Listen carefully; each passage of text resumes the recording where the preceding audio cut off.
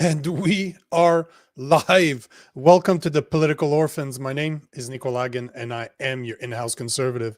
To my left, Rob Ambrose, our token liberal. And together, we review what's trending in the news.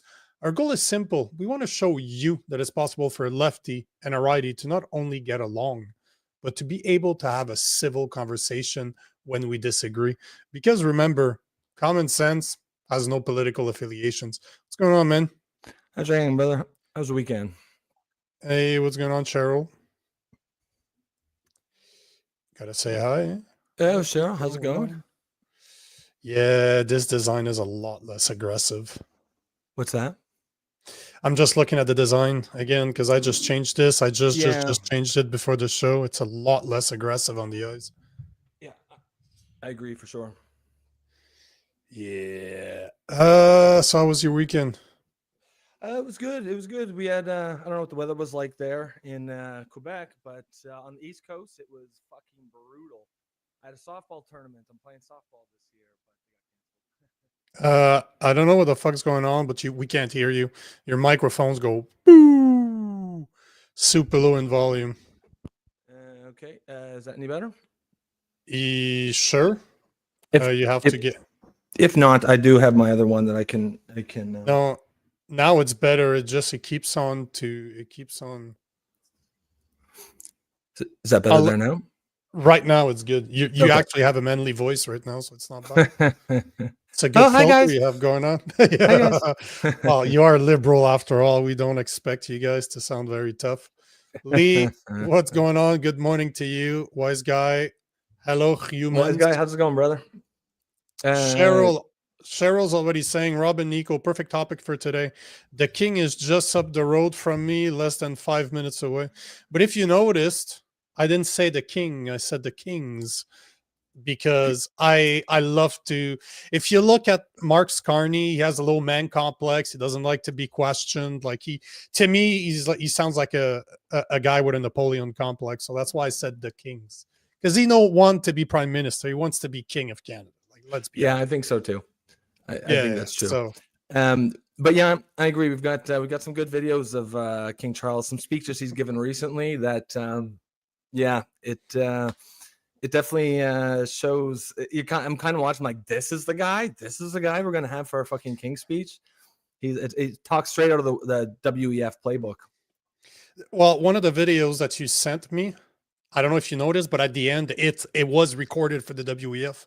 Oh, was it? It was actually. Oh yeah. Oh no! It goes to the WEF logo right after. No so way! I didn't even know that. I didn't even know that.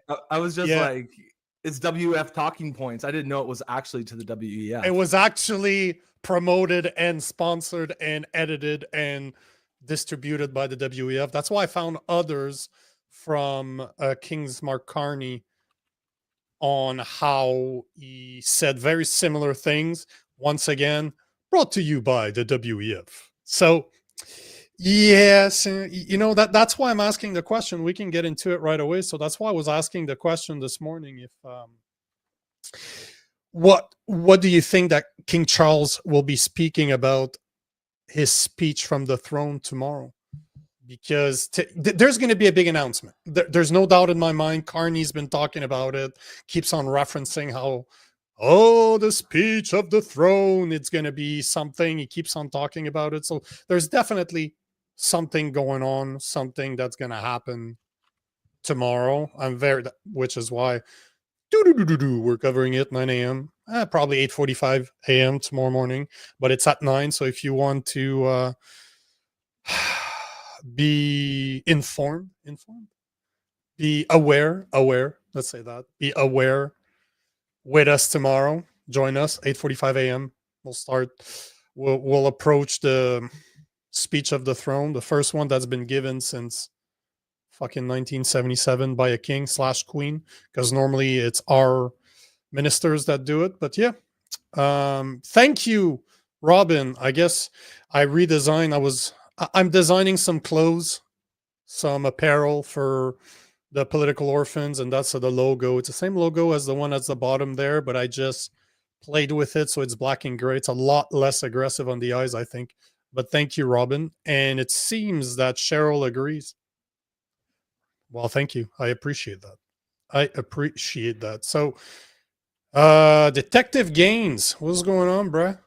Sasquatch. Canada elected a European. I'm sure it's a big deal for him to have the Kings there. Yeah, but I think it's more than that, bro. I think it's a lot more than that. He's been talking about it way too much. He's been referencing to it way too much. So I think there's something iffy going on here that we're gonna learn tomorrow as we're covering the damn event. But it's I don't know, man. I don't know. There's something fishy. You know, when it smells like shit, it's probably because there is shit around. And that's exactly how I feel right now. So we'll see. Well, what's going on, Sasquatch? By the way, man, fucking trying to get on the phone, setting up a phone call between the two of us is not fucking easy, is it? So we'll make it happen, Sasquatch, by the way.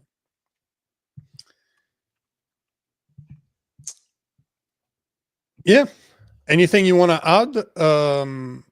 Before Detective Gaines, how's it going, brother? Oh, that's our new liberal friend. How's your weekend? How was everybody's weekend? What did you guys do anything fun? And also, as Leah was saying there about the King announcing EU shit. Yeah, I don't know. Like the video we're gonna play. I think I didn't know. Like I think he's gonna talk a lot of climate shit. And which, to be honest, I think is a bit tone deaf, because it does seem like the ship sailed a little bit on that. A lot of the same stuff isn't working. Just even the fact that Mark Carney got rid of or slid the carbon tax down to zero suggests that the narrative is changing on climate change for sure. Incorrect. That is just a play. Right now, all he did is to get elected, in the same way as he was supposed to stand up to Trump, and that's what he ran his whole fucking campaign on. It's the same thing for that. Just look at the prices. Did you not notice that for the people out there, I'm in Quebec, so it was not affected at all, like sliding down the carbon tax into shit to us, because we have one that's provincial. So, but I've seen a lot of pictures from across Canada, and it seems like the prices are the gas prices are pretty much back on what they used to do. They went down to 120, now they're 160. So it didn't change shit. It was all buying some political real estate. But you know what? Since I wasn't going to show this, but because you're bringing it up, I will just show you something that I think it was Cheryl. Was it Cheryl? Damn. Somebody shared the video of Moose on the Loose on the Discord server this morning. I can't remember which one it was, because he produces a lot of content, right? I believe that it was Cheryl. You showed you just provided a video of Moose on the Loose, and he talks about this new poll from Abacus Data that came out yesterday, that's just showing kind of how close, if the election was going to happen today, how close they would be, and they're pretty much 41 to 40. But one of the things that they mention is right here.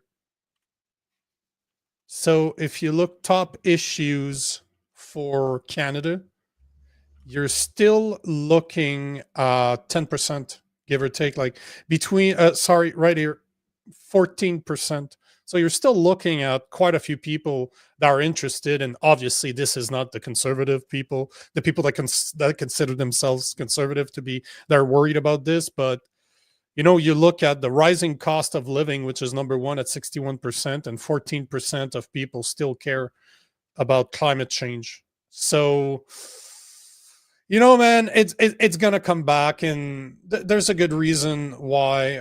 We'll talk about it. I have a video showing it. There's a good reason why King Charles talks about climate change and how it needs to be involved in pretty much every fucking single financial decision. Yeah. Same thing for Carney.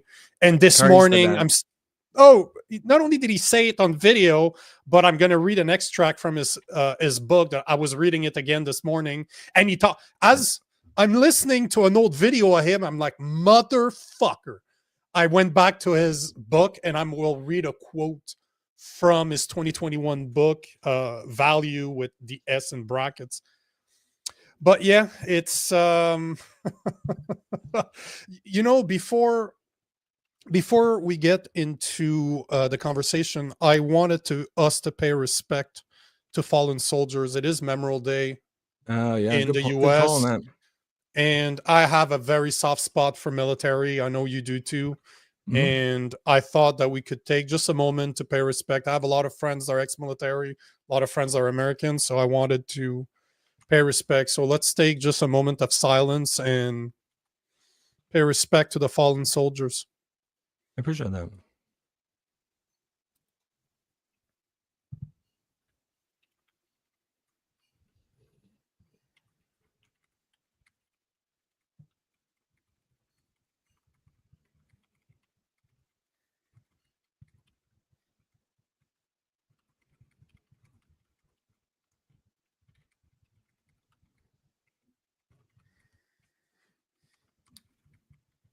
And here we go. Thank you.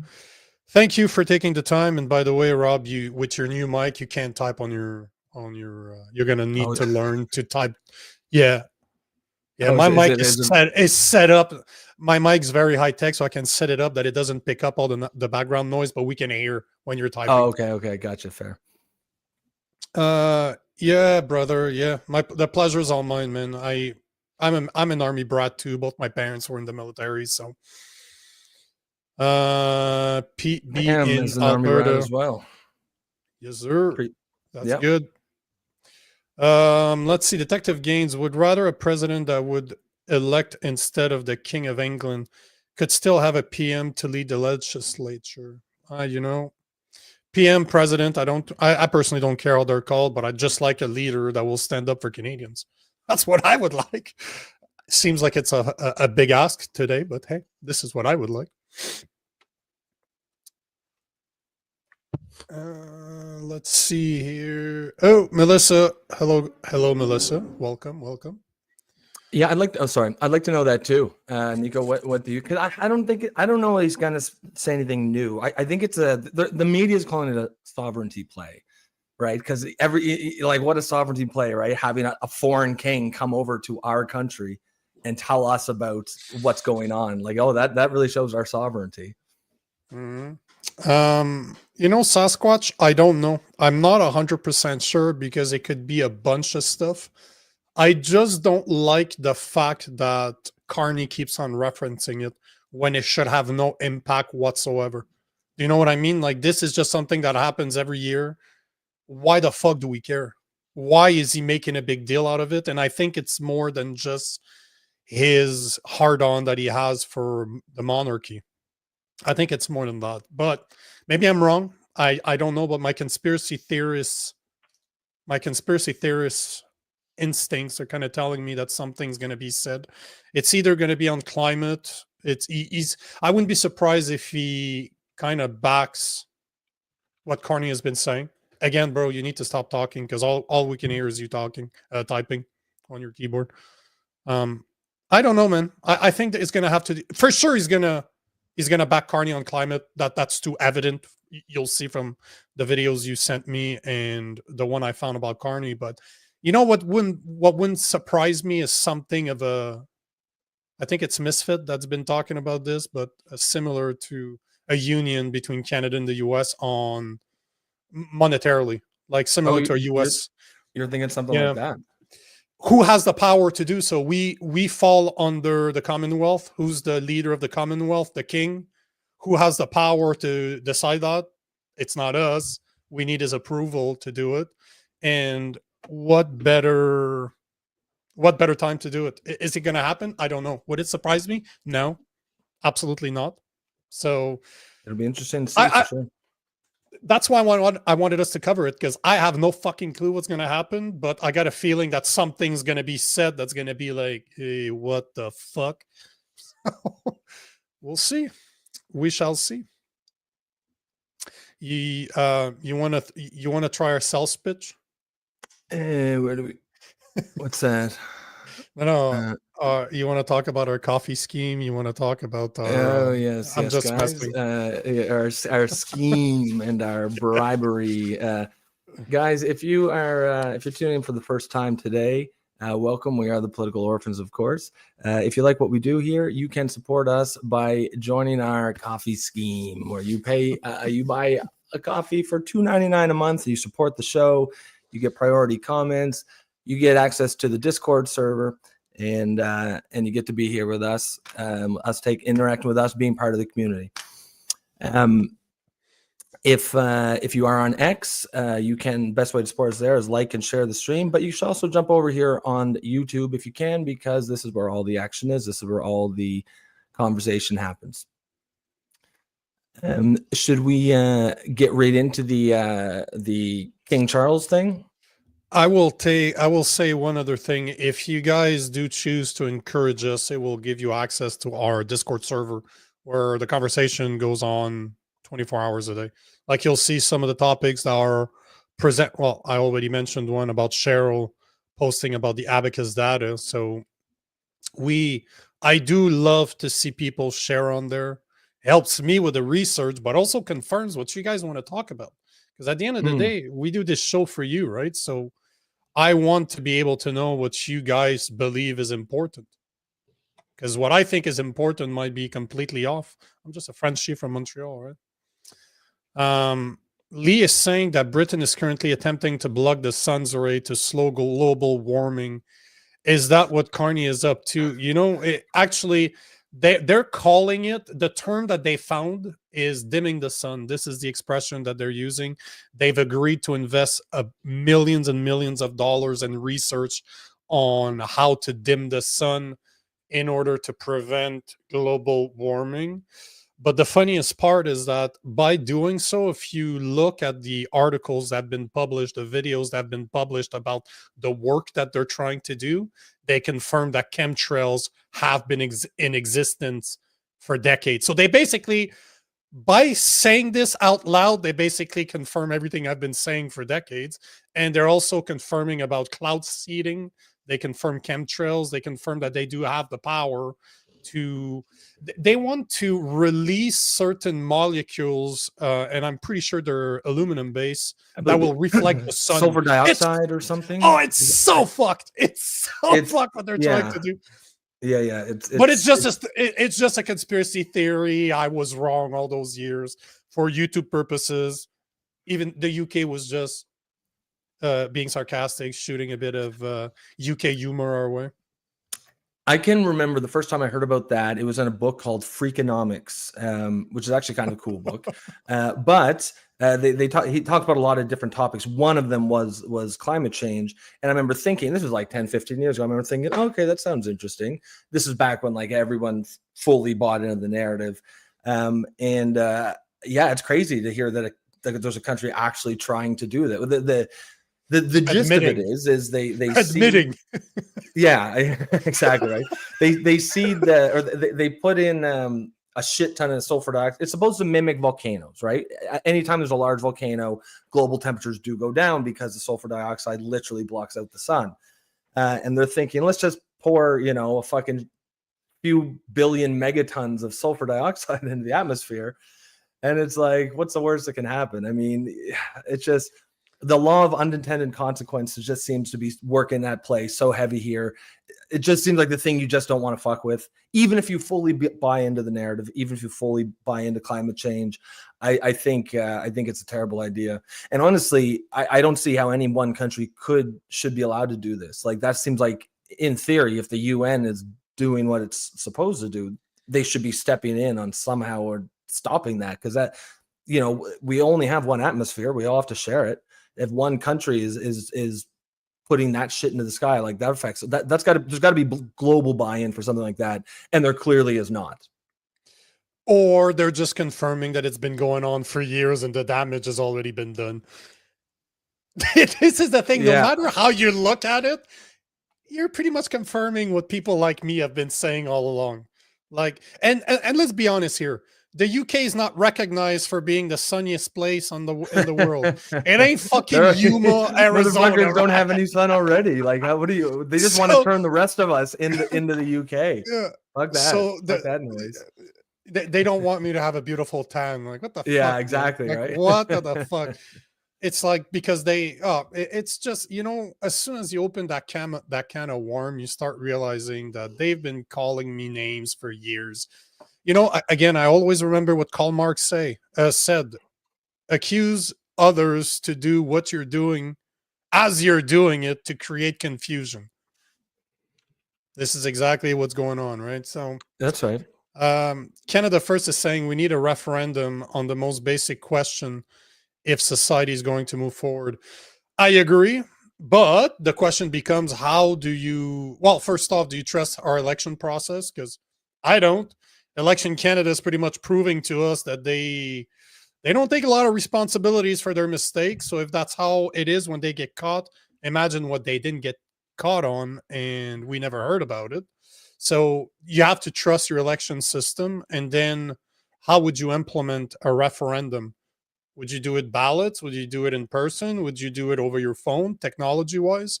That I agree with you 1,000% that we have the capacity today, the technology to be able to get everybody to vote. Is that really what you want to do? How do you want to do it? It's maybe we should be doing less voting. Maybe we should have less democracy. Here's a rabbit hole, and let's jump into that rabbit hole. Too much democracy. What's going on, Tony? Tony, what's going on, brother? Tony says he works around sulfur dioxide all the time. It's bad, really, eh? What's your job that you would handle that?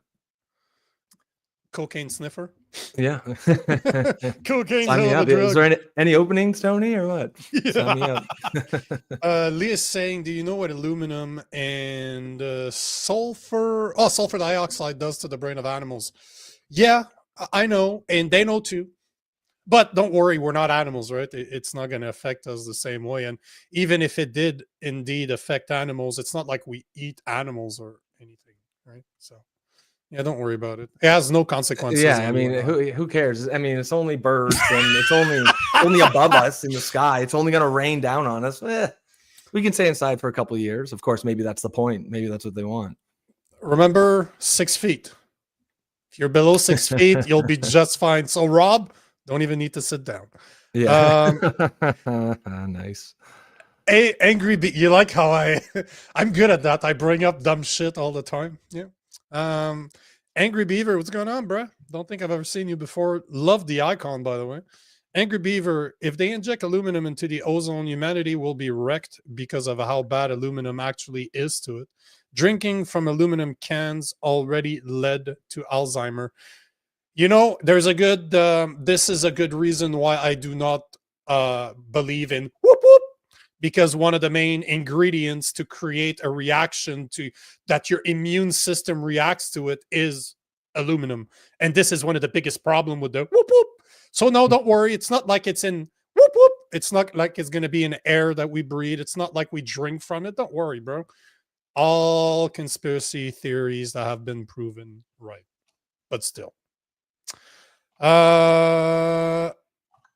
He's also saying breathing it requires respiratory when they're working on it. Releasing into the atmosphere will decimate life. They're not going to do it fast enough that you see the impact right away. But just like the whoop whoop, it's going to take a few years to start seeing the data, and you're like, oh yeah, I think we fucked up on that one, but don't worry, we have a solution. Here's another whoop whoop that's going to help you fight the aluminum in the air. Don't worry, they fucking know what they're doing, bro. Like, let's be honest here. The WHO and the WEF are way ahead of you and I, and they play the long game. But it's just a coincidence that both the king and both King Charles and King Mark Carney are both massive fans of the WEF. As you know what? Perfect segue. Yeah.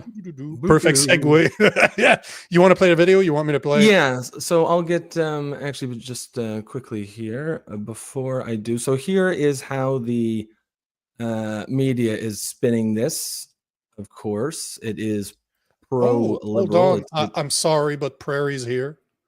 It's a big moment. What's going on, Oh, Prairie? Prairie, what's going? Been a while. What's going Yeah, I on? haven't seen you for a few days. So this is from the Globe and Mail. The arrival of King Charles is a powerful and symbolic reminder of Canada's sovereignty. Because yes, of course, having a foreign king come over here to tell us about the state of our own country, yeah, fucking top, really, really big sovereignty move, really big sovereignty. I don't understand how they got that there. It is nice to see some people are speaking out against it, though. The Bloc Québécois. Oh yeah, you know that as much as I dislike the guy for what he stands for, I will give him props that guy does not give a fuck.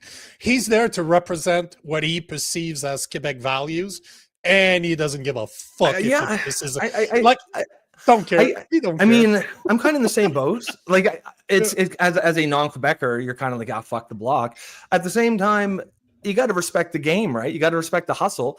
They're not lying about what they're trying to do. They'll tell you, we don't give a shit about the rest of you guys.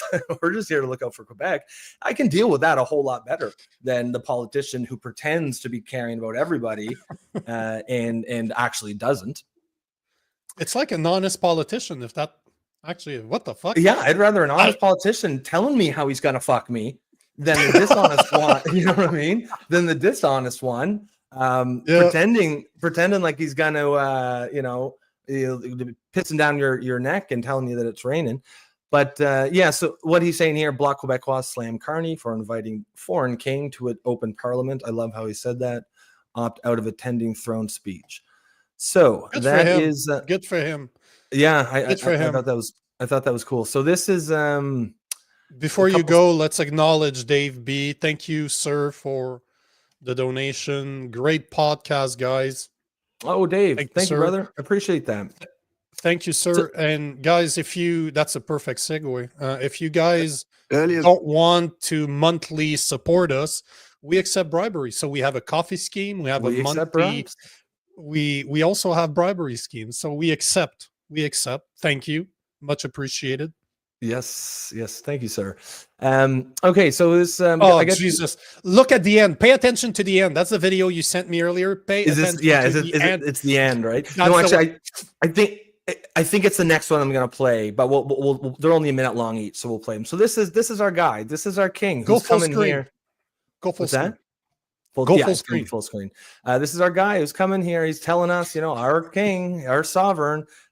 This is the kind of stuff I think we can expect to see from him. Earlier this year, as we commemorated the 80th anniversary of D-Day, the Queen and I had the enormous privilege of meeting once again the remarkable veterans of that very special generation who gave of themselves so courageously on behalf of us all.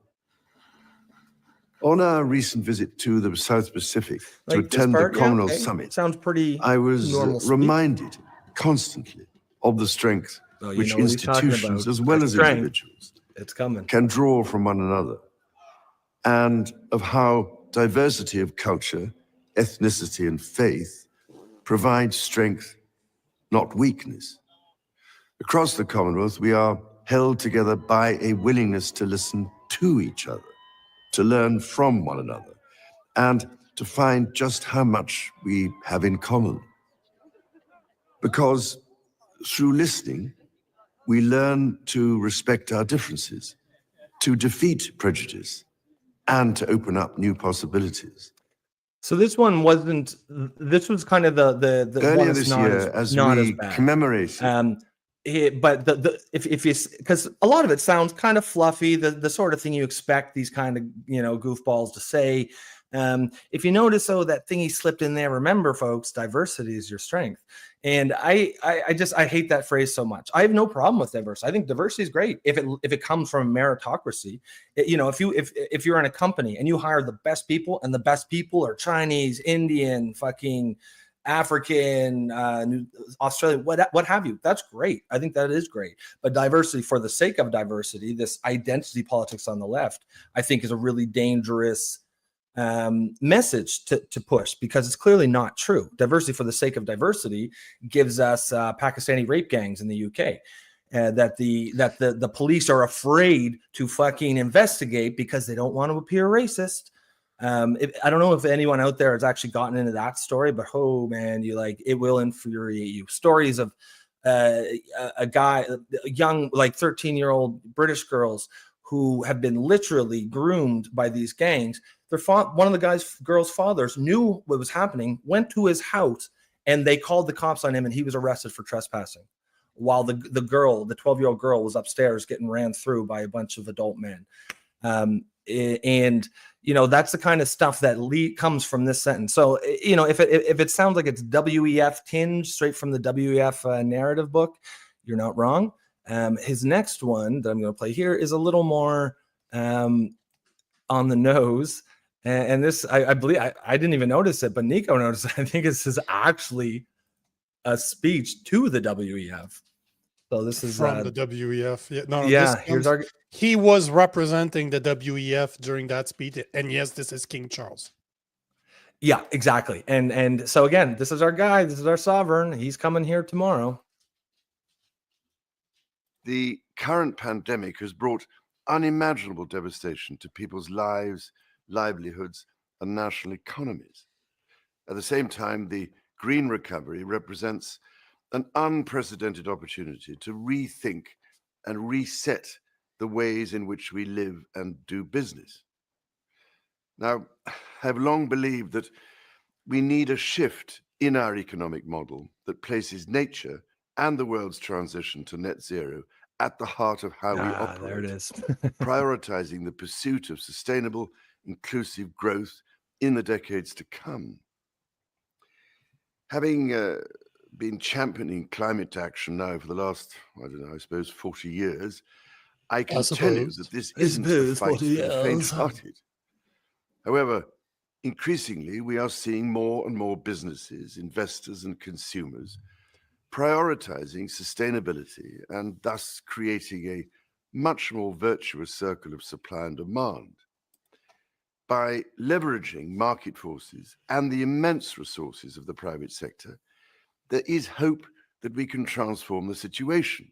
But I'm afraid we are literally at the last hour, and there is real urgency for action. We know now what we have to do to rescue the situation, rather than going on talking about it. See, WEF. Yeah, it's straight from there. Right at the end. And so again, that sounds pretty familiar to what Kearney was saying, where we have to. Go ahead. No, hold on. Before we open the conversation here, let's just remind people that. Oh, you got this. Oh, of course I. Yeah, nice. You demanded action, and now it's time for the financial sector to deliver. To reach net zero, every country, every company, every bank, every investor, every pension fund around the world will need to make some big changes. In the run-up to COP26 in Glasgow, we have an enormous opportunity to bring climate change into the heart of every financial decision. And our plan will manage the risks from climate change while helping to seize the opportunities from a newer, greener economy. The UK has been at the forefront of innovation for centuries, brimming with ingenuity and a can-do spirit. It also houses the world's largest financial system. And by bringing them together, we can deliver the net zero world that you've demanded. Oh, we demanded it, did we? The world's coming to Glasgow. Let's reshape finance for a sustainable world. You demanded action, and now it's time for the financial sector. Give me a second here. Let's make sure we're all on the same page, because there's two more things. There's another video, and then I want to read a part of his book that I'm reading right now, just to show you this is nothing new. This is not a conspiracy theory. We saw King Charles with a video produced by the WEF. That was just King Kearney, right? Here you go. Here's another conversation that he had. And now he is at the WEF. That is probably when he sat on the board of the WEF, because a lot of people out there don't understand that our selected prime minister was not just backing the WEF. He actually was on the board of the WEF. So here's a video from King Kearney that explains to us why the fuck climate is so important. role of central banks with respect to climate is with respect to the resilience of individual financial institutions and the system as a whole. And if I could put it this way, normally what you're doing, this is a financial regulation. it's a financial regulatory, and so there's many central banks that don't actually have a financial regulatory responsibility, therefore it doesn't fall for them. But you know, in general, in financial stability, this is my last point, which is you need to plan for failure. Right. So you think of, you know, there's a COVID shock, there's, you know, some bad thing happens, a big financial institution fails. So I plan for failure, think about how we keep the system functioning so those who are least well off are not hurt. It is unforgivable to have the problems of the financial system fall on the most vulnerable in society. With respect to climate, one of the key things you're planning for in stress testing is success. Society decides in the UK and Canada, many other places, but in UK and Canada, it's the law of the land to get to net zero by 2050. So the question that's asked is, well, what if we actually do that? What if companies change their energy mix? They get their emissions down. What's your exposure? Where are your problems on your balance sheet? Where are your assets on your balance sheet? How does that move? Have you thought it through? And that's a critical aspect that just helps to support the smoothing of that transition, whatever society actually implements. So whatever society decides to implement, keep that in your mind as I read a passage from his book. I'm currently reading Mark Carney's book, Values. And here is, and funny enough, I was reading this morning. So one example of value without a market price is that of life itself. The experience of C19 has brought to the fore the practice of valuing life on both an absolute and a quality adjusted basis. This can occur when making difficult health decisions, such as triaging patient or allocated scare treatment in overwhelmed hospital. It can also be applied in decisions about safety measures and about critical decisions that balance health and economic consideration, such as when and how to end lockdowns and whether to reimpose them. So basically what he's saying, and for all the people out there that might not understand this or haven't read the book from Mark Carney, you need to read it. Everything he says completely makes sense when you start to realize that he's a Marxist. He has referenced Karl Marx as a visionary in his book. In his second chapter, first chapter, he talks about him as he was able to put things together because he was a socialist, right? He was able to put social problems at the forefront of economic decisions. So that's basically what Mark Carney is doing. Instead of fighting the fight in the have and have-nots a la Marxism, he's used the same principles of wokeism, which is based on emotions. How do you feel about something? Let's make sure that your opinion based on your feelings matters like they were facts. Basically, what he's saying in his book is that he wants to use climate change, the way people perceive climate change and the importance of climate change. Just like King Charles was saying that this is, we're at the end. If we don't do something now, we're all going to fucking die. And Carney pushes it on an emotional standpoint. How did we treat health during C19? How do we see climate? And both of the way that we feel about those two subjects, the whoop whoop and the climate, needs to be at the forefront of every single financial decision. So he is basically adding feelings to our economic decisions. How do the culture, the population, the country see a certain topic, and let's give it value as much as money.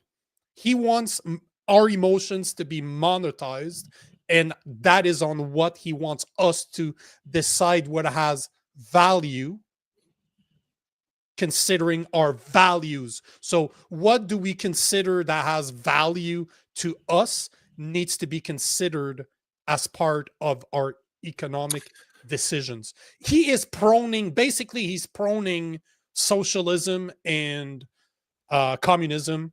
He just does not call them that. He calls them another word, but he prones Marxist ideologies. It's insane. It's just insane. The fuck the guy's talking about makes sense when you start reading his book. He's a Marxist.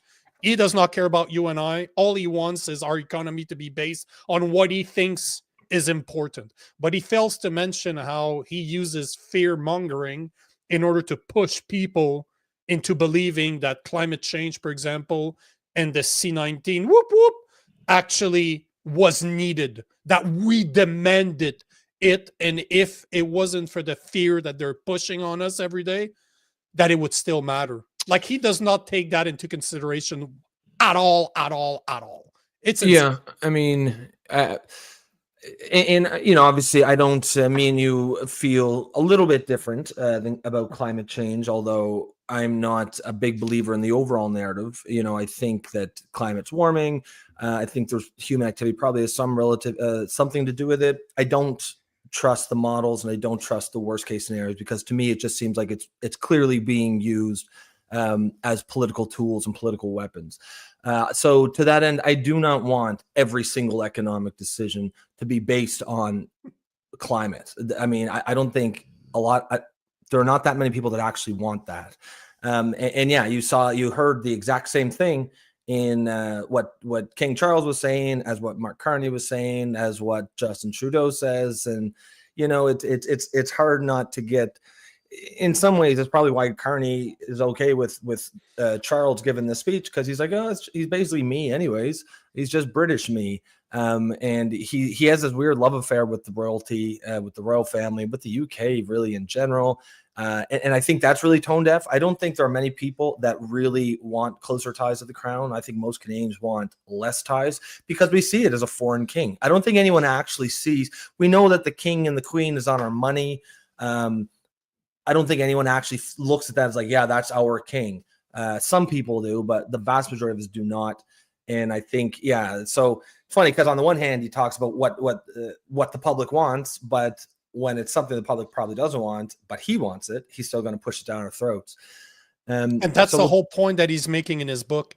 He wants us to put a value system in place that will start giving value to things that society values. So it's not just what do we value as necessities, as in this is important to us because we need water to live, right?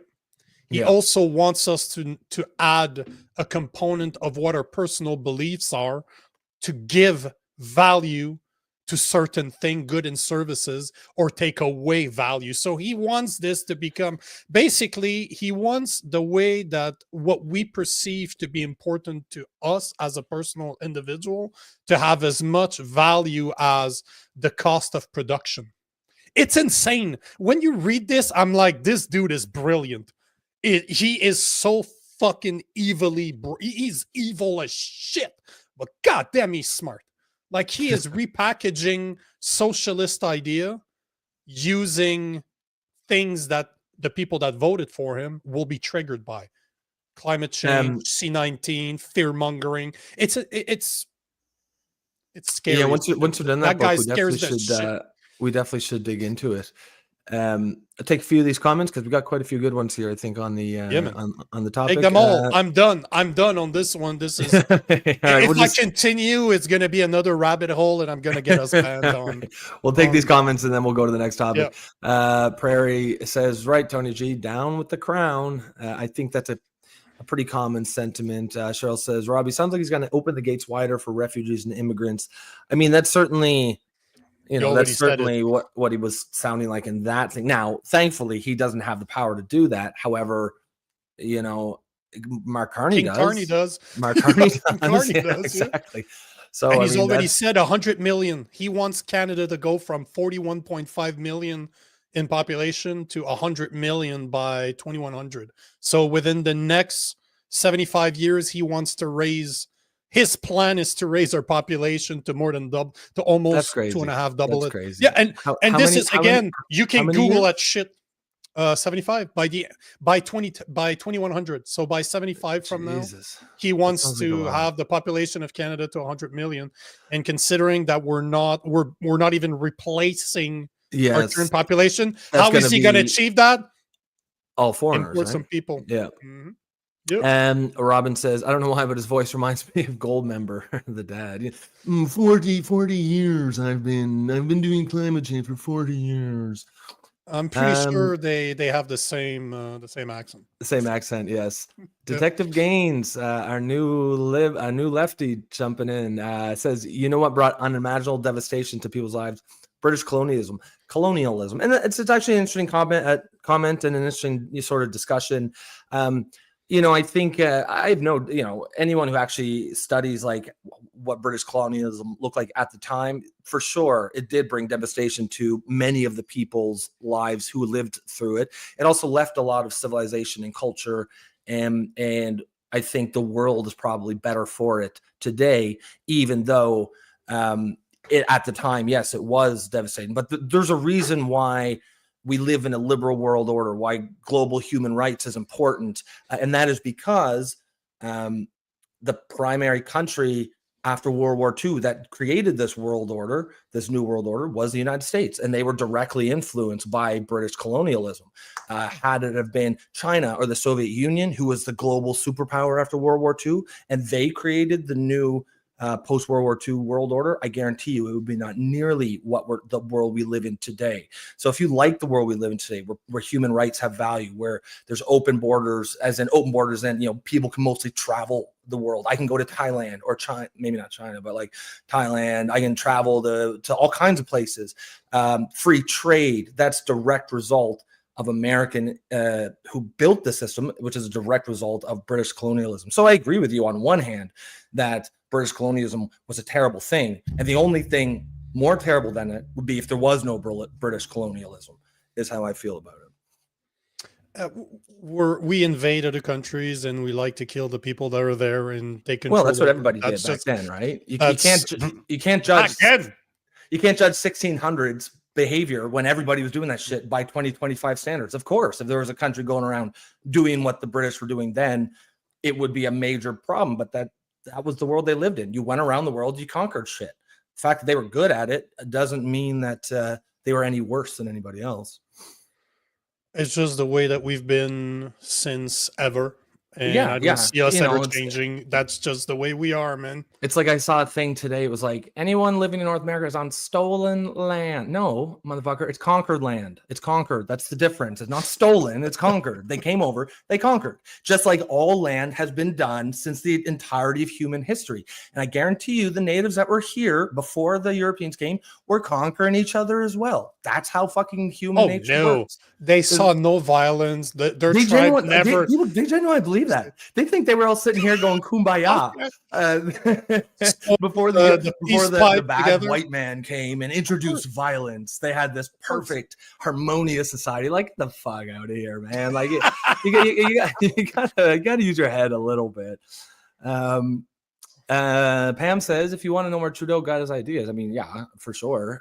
Got them straight. It wasn't his ideas. It was literally Mark Carney puppeteering Trudeau. You can Google right now, Trudeau, Mark Carney 2020 or 2021. And you have CBC and CTV News articles saying how Mark Carney is advising Trudeau on his economic policies. He's been doing it for like 4 or 5 years. There's no lies. It's there. You can literally Google it. I found some articles back from 2021 where he's basically, they're admitting that's where he's his mentor. So, exactly. Which puts like the whole narrative of like Carney as a new hope. I'm not like the old guy. You're literally the old guy. Yeah, exactly. Right. Yep. 100%. Yeah, Angry Beaver. He's just using buzzwords to sound smart. Just using talking points. I mean, they all do that too, right? But it does allow you to. It allows you to kind of pick it out too, right? Because when you start to hear those same buzzwords. Like, for example, diversity is our strength. They all say it, and so it starts to become a buzzword. It starts to act as a clue. Now when you hear that, okay, we know what we're listening to here. Leave that comment right here, because this is a topic I had canned for today, but I found 2 videos that I found. It's about Mark Carney, and it's exactly what Angry Beaver just said. Man, I love when people give me open doors like this. Listen to this. Segues, eh? And I have 2 videos to show. Face. Tell me that talking about buzzwords. Here are the two latest videos that were released by Mark Carney. Listen to this. Okay. We have what the world wants. We have the values the world respects. So we are going to be very, very busy in the next few weeks. But we are going to be very, very busy in the next few months. We are going to be very, very busy in the next few years. We're going to have to do things previously thought impossible at speeds not seen in generations. And your commitment,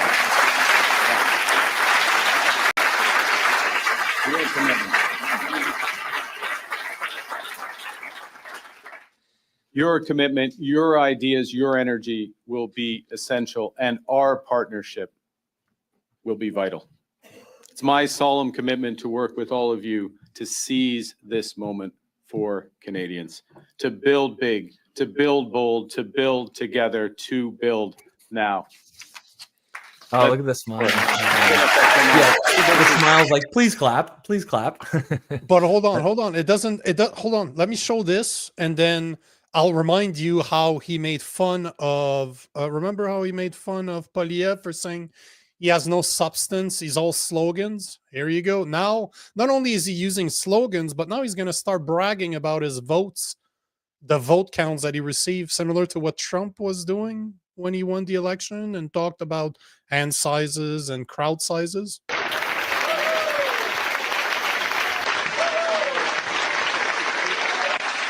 This is the room.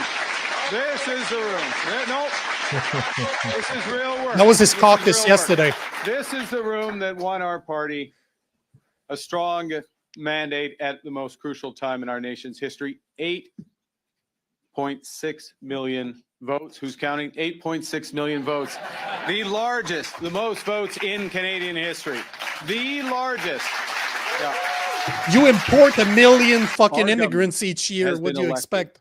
To do nothing less than define a new economic and security relationship with the United States and build, and there's a lot of ands in what I'm about to say, and build the strongest economy that works for everyone. Dichotomy? Canadians also want their life to become more affordable. They want their communities safer. We will deliver these mandates with urgency and determination. We are going to get going from minute one. Essential, and our partnership will be vital. It's my solemn commitment to work with all of you to seize this moment for Canadians, to build big, to build bold, to build together, to build now. You know what's interesting? I didn't catch that when he first said it, but it seems like instead of saying economy, he said dichotomy. Like that's what it sounded to me, man. Let's see if you can rewind that there. Hold on. The most votes in Canadian history. To do nothing less than define a new economic and security relationship with the United States and build, and there's a lot of ands in what I'm about to say, and build the strongest economy. No, I think he said economy, or at least he meant to. It kind of sounded like dichotomy. When you're thinking something in your head and it just slips out, like, it's similar to Big Mike saying as a black guy, as a black man on a podcast, dichotomy, a division or contrast between two things that are or are presented as being opposed or entirely different.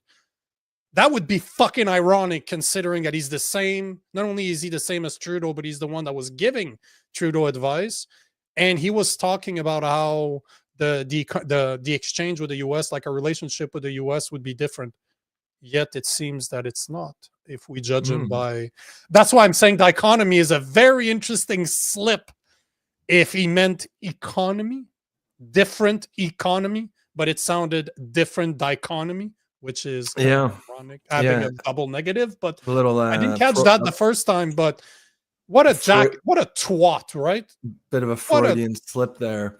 Yeah, but he's all about slogans. It seems like, because we're gonna we're gonna build big and bold, but don't let me tell you how we're gonna do that. I'm just gonna throw some. Yeah, I mean, we're not gonna do any of the red tape or any of the regulations or laws that would allow us to actually do this. We're just gonna talk about it and then complain later when the laws prevent us from doing it, which is of course probably what they're gonna do. Just go back a few of the comments there. Robin says net zero, having made a shit ton of money from climate taxes for years. Yeah, I mean that's kind of what I mean when I say like, yeah, I'm not quite sure exactly how much of the climate narrative is true or not, but one thing's for sure is it's being used as a political tool, a political weapon, and that for me certainly just, you know, it really hurts any trust I might have had in the official narrative. No, there's a video of him where he was giving a speech and he admitted that climate change was all about taxation and making money. You know, one of those things that was recorded behind closed doors, but I never posted it just because I don't know if it's AI or I don't know. Like, I get people send me some videos on, just this morning, somebody sent me a video about Trump saying that the Pride Month would no longer exist in the US. They would just call it June. And I'm like, bro, I'm like, I want to believe that this is true, but then you look closely, the boys don't really. I thought it was awesome. You know, that's the type of shit he would say. What a concept, right? Just call it June. The point is that I never shared the video of Mark Carney that I found because it's easy to fake it now. I could fake that video. Especially... I could fake that. And I could see the video that one of my followers sent me this morning about Trump. I'm like, bro, as much as I like it, is like, if he said this, it would be all over the news everywhere. And people would finally have the ammunition that all he's planning all along is to unalive as many LGBTQ members as possible.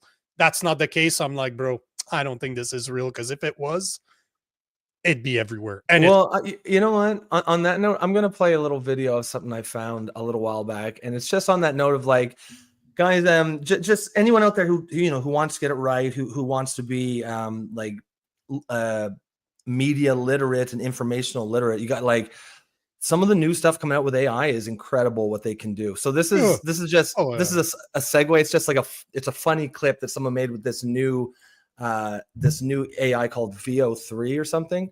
It's entirely AI, but just to show you what it can, it's a bit of an off topic, but just to show you what AI can do these days and why, I think what you were just saying is the right angle to take is always almost assume everything you see is fake and then work from there. A girl told me we're made of prompts. Is that kind of seriously, dude? You're saying the only thing standing between me and $1 billion is some random text? A bunch of AI Honestly, characters. The biggest red flag is when the guy believes in the prompt theory. Like, really? We came from prompts? Wake up, man. You want to convince me that this perfect creation behind me is the result of ones and zeros? A binary code and nothing more? It makes no sense. Imagine you're in the middle of a nice date with a handsome man and then he brings up the prompt theory. Yuck. We just can't have nice things. We're not prompts. We're not prompts. Where is the prompt writer to save you from me? Where is he? It's super easy to make, man. Prompts? It's so real. Anyone who tells you we're just ones and zeros is delusional. If that's all we are, then why does it hurt when we lose someone? Vote for me and I'll ban the prompt theory from schools. There's no place for that nonsense in our lives. For spreading the false theory that we are nothing but ones and zeros, this court sentences you to 12 years in federal custody. A bit too real. I don't need some prompt. No, that one was fake as hell. You could tell. Tell a story. That one you can tell. I want. I have free will. Remember that? I know for a fact we're made of prompts. That one you can tell is fake. Deny it all you want. The signs are everywhere. There's still some signs. You know how I know we're made of prompts? Because nothing makes sense anymore. We used to have 7 fingers per hand. I remember it clearly. Now we just have 5 fingers per hand. That's funny. There's still some signs. It's super easy to make. Like, I got a software that I've used. I just played with it Takes you about 2 minutes. It gives you a speech. You need to follow the speech. You need to give it some videos and some pictures of you. And I know I'm part of some very big WhatsApp group that are with some of the biggest content creators on the planet.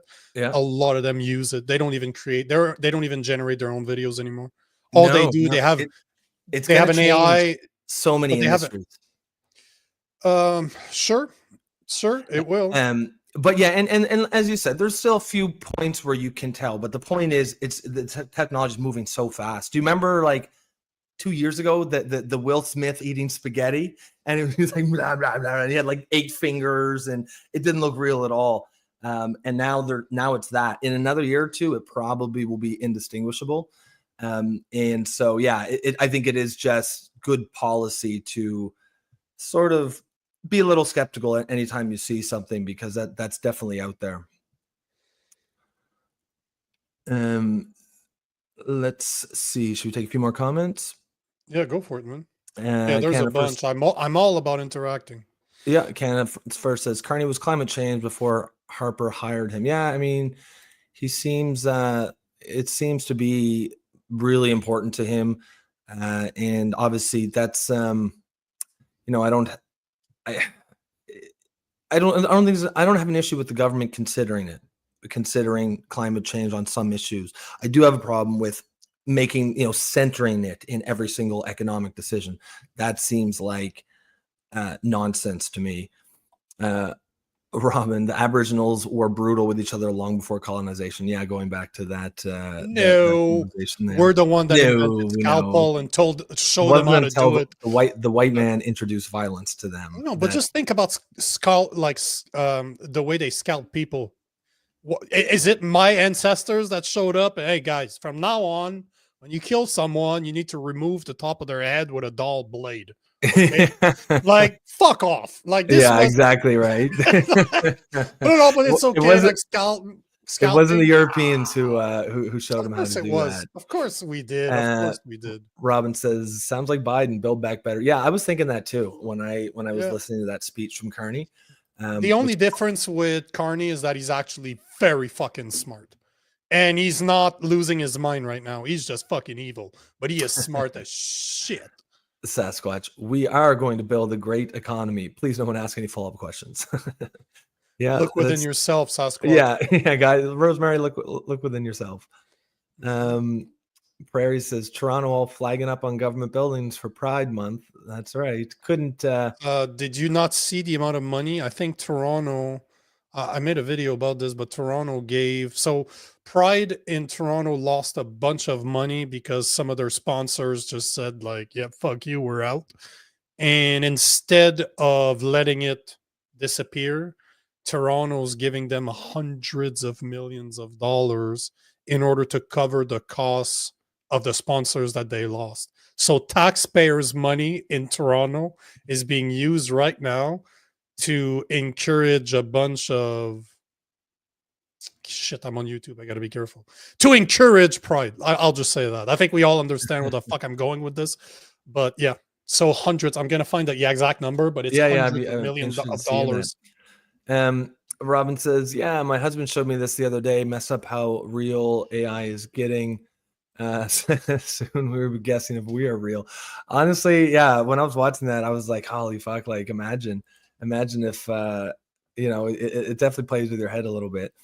But the big thing is the technology is advancing rapidly. I think it's going to disrupt the economy in so many ways. And it was like, the last time technology displaced workers, it was blue collar workers, right? Who were automated or outsourced in the 60s, 70s, and 80s. And nobody gave a shit about them. But this time it's going to be high earning white collar workers. It's going to be lawyers, engineers. It's going to be screenwriters, creatives. It's going to be graphic designers. And people are going to care about them because they make a lot of money. They have a lot of wealth collectively, and it will be interesting to see how exactly this disruption affects everything. Like if someone, let's say you were interested in UBI, to me, this seems like you're looking at this saying, yeah, this is how we're going to do it. Because you might see, millions of unemployed white collar workers with a lot of money and a lot of political clout. And now if they're out of work, all of a sudden you might have a lot of political power behind an idea like a UBI or something. So just something to keep an eye on. But it's been tested already. That's what they did during 20. Yeah, and I don't think it's done well. I don't think it's done well, but that's not going to stop them. Of course it did. What do you mean it didn't go well? A shit ton of people applied for it. Shit ton of people stopped working and took the payments. Of course it did well. And it didn't actually do anything. Like, it didn't improve their lives. They basically just bought more shit. It just prevented them from having to actually work for a living. Yeah. That's all it did. But the thing is, and by the way, it was a complete mistake. I did not mean $400 million. Obviously, Toronto doesn't have that type of money. With $300,000, they were in the hundreds of thousands, but it's been 350 that over this year, next year, that the city of Toronto will be giving. No, but that's a shit ton of money. Can you imagine? Like, people. But what's interesting is that it's a very high concentration of Muslims and Indians in Toronto now. I'd be very curious to see the approbation, like how many people are for that? Because I guarantee Mohammed is not for that. No, and that's I'm just and that's the double-edged sword about liberal, like, yeah, but it's okay. It's a Chinese mayor. Yeah. So Toronto is basic. Yeah, Toronto's so fucked, but hey, but that's welcome to the fucking zoo. That's the double-edged sword from the liberal perspective of a lot of this open borders immigration, because actually a lot of these immigrants that are coming in are not liberal. Like, they're politically conservative by their personal values and whatnot. My Muslims are broadly quite conservative, especially by West. So, I think there's this idea that we'll just bring in all these immigrants and they'll vote for us. And I don't think they really thought that through. Even, many of the South American Latino voters, immigrants are coming in. Many of them are conservative leaning. But again, not, liberals have never really been accused of thinking too far ahead. That is if you assume that that's not the plan all along. Don't tell me that what's going on in the UK wasn't planned. That's what they wanted. At the end of the day, the people that are above you and I don't really care who the populace is. They just want to control them. They don't really care. Yeah. I agree with that for sure. So because they've got their liberal mayor, right? They're not living with the fucking peasants and the plebes. They're separate anyway, so they don't really give a shit. No, it's all about control. It's all about fucking control. See, I like that. Hold on. Just this one from Angry Beaver. Go ahead. Is saying that Freudian slip. Yeah. To me, that's how I see it, because the economy, instead of building a strong economy, I'm fucking French and I can say that. So he was thinking something else, because he ain't stupid. He ain't fucking stupid. Canada First says it is not climate change that's destroying us. It is the pollution left unchecked. The worst offenders are the ones pushing climate change. That's a great point. And I don't know how many of our listeners today were around when we first started the show and we got Maxime Bernier on here. And one of the questions that I asked him was because you had told me that his staff was telling you that they actually had a fair amount of Green Party converts to the PPC, and I thought that was really interesting. And obviously not intuitive, right? You would not think that would be the case. And I asked about that, and he said, yeah, no, there's a lot of people who join the Green Party because they genuinely care about the environment, and felt that it had become too climate change based, and they wanted someone to focus on things like plastics in the ocean, pollution in the rivers, because the case can be made that that's it's a very strong case can be made that that's a much more serious problem. One of the things, we've talked several times on here about nuclear, how we both support it. But to me, one of the biggest giveaways, one of the biggest things that makes me be like, I don't know if I trust this narrative, is the fact that none of the people pushing climate change, they're also against nuclear. If you were serious about reducing emissions, that is by far the most obvious, easiest way to do it. We have the technology to do it. And, it just seems if you're not pushing for nuclear, then I strongly distrust your motives on what you're talking about when you talk about emissions and CO2, because that is absolutely so. You know, if you're telling me that here's a really big problem and over here is the most obvious solution to the problem, but not that, then I'm gonna doubt that you actually care about that problem that you say you care about. Greta Thunberg being the perfect example. She was the climate change face. Now, what does she talk about? It ain't fucking climate anymore yet. When she was the face, she was telling us that Thunberg, yeah, that we would all die. Now she's a free Palestine. Pro-Palestine. So this is what they do, man. They just go with what's popular. Al Gore, as per Al Gore's estimate, we should have all died, be under 100 feet of water by now. Yet, I guarantee you that motherfucker lives on the beach somewhere. When I saw climate change, where did he buy his fucking expensive house? You know he on did. The side of the water. Of course. And bro. Just like they're all taking their fucking private jets to all these climate change conferences, like. But meanwhile, we gotta eat bugs. You know what I mean? We're not allowed to eat beef. Yes. We can't eat beef now. It's bugs for us. But they're important people. They're doing the important work, right? They need those private jets. They can't travel with the fucking pedestrians and the peasants. They need those jets. Do what we say, not what we do. Exactly right. You'll own nothing and you'll be happy. And that's basically, again, that is where Carney is going with his book too. Like he talks about this stuff. It's all about he uses the words redistributing wealth. So he's all, that's talk about buzzwords. Let's build an economy that is not only based on value, the price that we put on a good or service, but our values as human beings, and then let's redistribute that wealth. Hey, motherfucker. It's one, but I can see though how somebody in their 20s that's not very educated, that hasn't read a lot, will read that and like, wow, this is so powerful shit. This is amazing shit. But they fail to realize that, you know what? Socialism sounds awesome if you trust the person that's at the top of it. I don't. Well, exactly, right. And it's just like so many of these far left ideologies that, in theory, if everything works as they say it does, it could definitely work. But in order for it to work, you have to ignore everything you know about human nature. You know what I mean? So that, like. Any ideology, that's the reason capitalism works. Why capitalism is, for all the criticisms you may have about it, and there are definitely some, it is by far the best system that we have, because it at least works with human nature. It understands the profit motive. It understands that people are going to do things in their own rational self-interest, and if you have everybody doing that, the collective change of progress should be good too. Because if you have most people doing things in their own self-interest, then the collective activity of all the activity will be good too, right? It's not in anyone's interest to, throw all their garbage in their lawn, for example. And if everybody, but it's in your interest to keep your lawn clean, keep your home clean, and that's why when you drive through most, decent neighborhoods, lawns are kept. Houses are clean. They look good. That's just one example, but spread through the whole economy, it works, right? Because it works with human nature.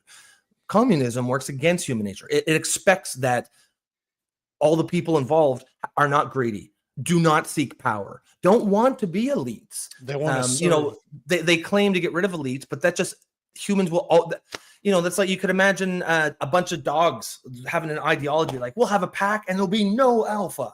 All of us just equals making decisions. But that ignores the fact that dogs fundamentally, like dog nature, is to have an alpha. If you put dogs in a pack, there will always be an alpha. Even if you took the submissives from other packs and put them, one of those submissives will rise to become an alpha, because that is their nature. And that's the big flaw in so many, far left ideologies and ways of thinking. There's a theory that shows that whatever the competition is, it doesn't matter.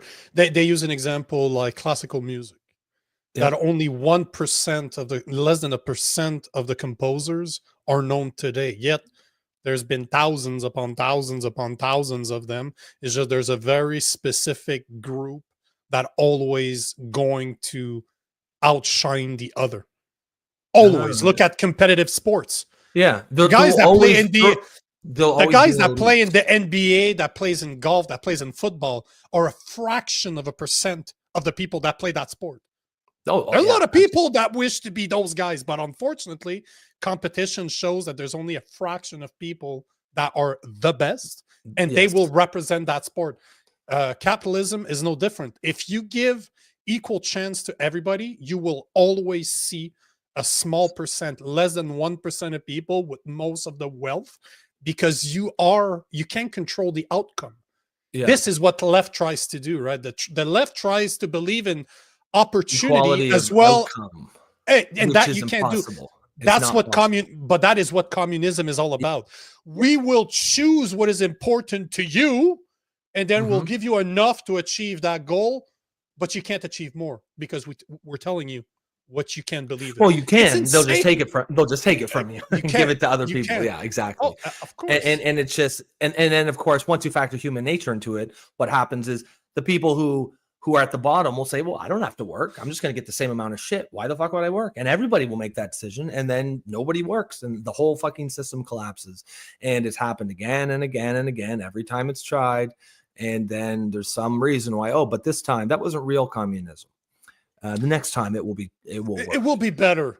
We will not do it the way Stalin did it. We will not do it the way China is doing it. We will not doing the way Castro's doing it. But don't worry, the Gulag were just a weird experiment that the Russian under Stalin tried, but we would never do that to people we don't like. No, of course not. But you know, Angry Beaver, bro, you're gonna fit right in talking about Yuri Bezmenov. Jesus, bang, we got some fucking smart commentators. I would have loved to talk to this guy. If you don't know who Yuri Bezmenov is, he's a Soviet defector that explained how the West would be taken over in the 60s or 70s. And everything he's predicted it has happened. I'm pretty sure Bezmenov was in the 70s, maximum the 80s, but he was pretty much predicting the fall of the West by exactly the way the West fell. It's insane. Like that guy was a smart dude. Yeah, I'm pretty sure I've seen the clips. I'll see if man, there's so many good fucking comments. God damn, you guys are on fucking fire. Are you guys Detective Gaines? Yes, we are definitely going to live stream the throne speech, so you can come shoot the shit as we're listening to shit tomorrow. 9 a.m. is when the throne speech from the throne starts. We'll be here like 15 minutes early, give or take. So yes, we are definitely doing it. Oh man, I love when yes, we are doing I've got a 2-minute clip of Yuri Bezmenov here talking. Do you want to see it? It's dangerous to play some Bezmenovs. He's really, eh? Is it bro, not, if there's so many shit I would want to share if we weren't on YouTube. Okay. It's one of those that if you don't know who Yuri Bezmenov is, and I didn't check him out. He's scary. Like, considering, what is it? Do you have a date on your video? Isn't it from the 70s or the 80s? Yeah, it looks. I wouldn't be surprised if it wasn't even before like the 60s. Bezmenov was it was scary. Yeah, it looks like it's the 60s or 70s maybe, but it's him just giving a speech on a blackboard, like looks like perhaps a university or something. But yeah, Yuri Bezmenov in the 70s was a member of the Soviet Union in New Delhi. So what he talked about was probably in the 80s then. Yeah, it says here, former KGB agent Yuri Bezmenov explains how the Soviet Union spread degeneracy and communism to the West. 39 years ago, 1980. Fuck off. In 1984 is when he started talking about this. This is fucking scary. My favorite book has the same. One of my two favorite books. Oh yeah. I never realized that. Coincidences. All right. Where was the other one there? Sasquatch says UBI gives the government control over your life. You get the check, and you better fall in line. I mean, that's the golden rule. Whoever has the gold makes the rules. Everybody knows that. That is, again, fundamental human nature. Sasquatch, Rob, do you think Canada's a capitalist country or a socialist country? I think it's a capitalist country with some socialist policies. But do you understand how that makes no sense, what you just said? Well, no, not necessarily. The capitalist portion makes the money, and then they even put into place some. I mean, like for example, universal healthcare. That's a socialist policy. There's no, there's no getting around that. And that's paid for by profits brought in by the capitalist side. If we were a socialist country, we wouldn't be one of the richest. Like if our economy was socialist, we wouldn't be one of the richest countries in the world. And if we were, then that really hurts the argument against socialism, because clearly it can work. We're still one of the wealthiest countries in the world. If someone's saying that we're a socialist economy, well, then I would say, okay, well, then clearly it works sometimes. But I don't think it is. I think we're a capitalist economy. Well, the politics might not be working, but there's still a lot of rich people. There's still a lot of wealth in this nation. Now, yeah, but one has nothing to. But you seem to believe that there's no wealth in communism. There is wealth in communism. It is just control as to who is wealthy and who isn't. There's a lot of wealthy people in private China. Property exists. People own things here for certain people. Well, no, anyone can start a company. For certain people, wealth is possible. Don't tell me that the average person that's coming out, the younger the people are, the less access to wealth they have if they don't come from wealth. I think we can agree to that, right? I agree with that for sure. But that's what I'm saying. So flaws in the system. It's not flaws. They're not. Don't believe that they're flaws. They're put in place on purpose. This was calculated. If you understand that the goal is control, socialism is the best. And socialism, by the way, socialism is just a temporary flux between capitalism and communism. You don't stay in a socialist country. It's just what brings one from the other. So you become communism by going through socialism. But the point is that's fair. Today our economy is no longer a full capital economy base. It's not. It is ruled by socialism. It's been changing slowly towards socialism and eventually communism. And I'm telling you, man, what Carney's talking about, if it goes his way, if it goes unchecked, that dude will finalize the socialism portion, and whoever comes next afterwards will probably get us to communism. It's insane. If you read his book and you read any history on socialism / communism, this is how a country becomes communist country, is by implementing things like he's doing. And he's brilliant because he is using things that trigger people. Climate change being one of them. Our response to C-19 was one of them too. And he keeps on referring to it in his book. He keeps on talking about it like this should be one of our main concerns, is what he calls it welfare. Like he's not even changing the name. He's literally calling it welfare. That welfare needs to become a calculation in every single economy decision that we take.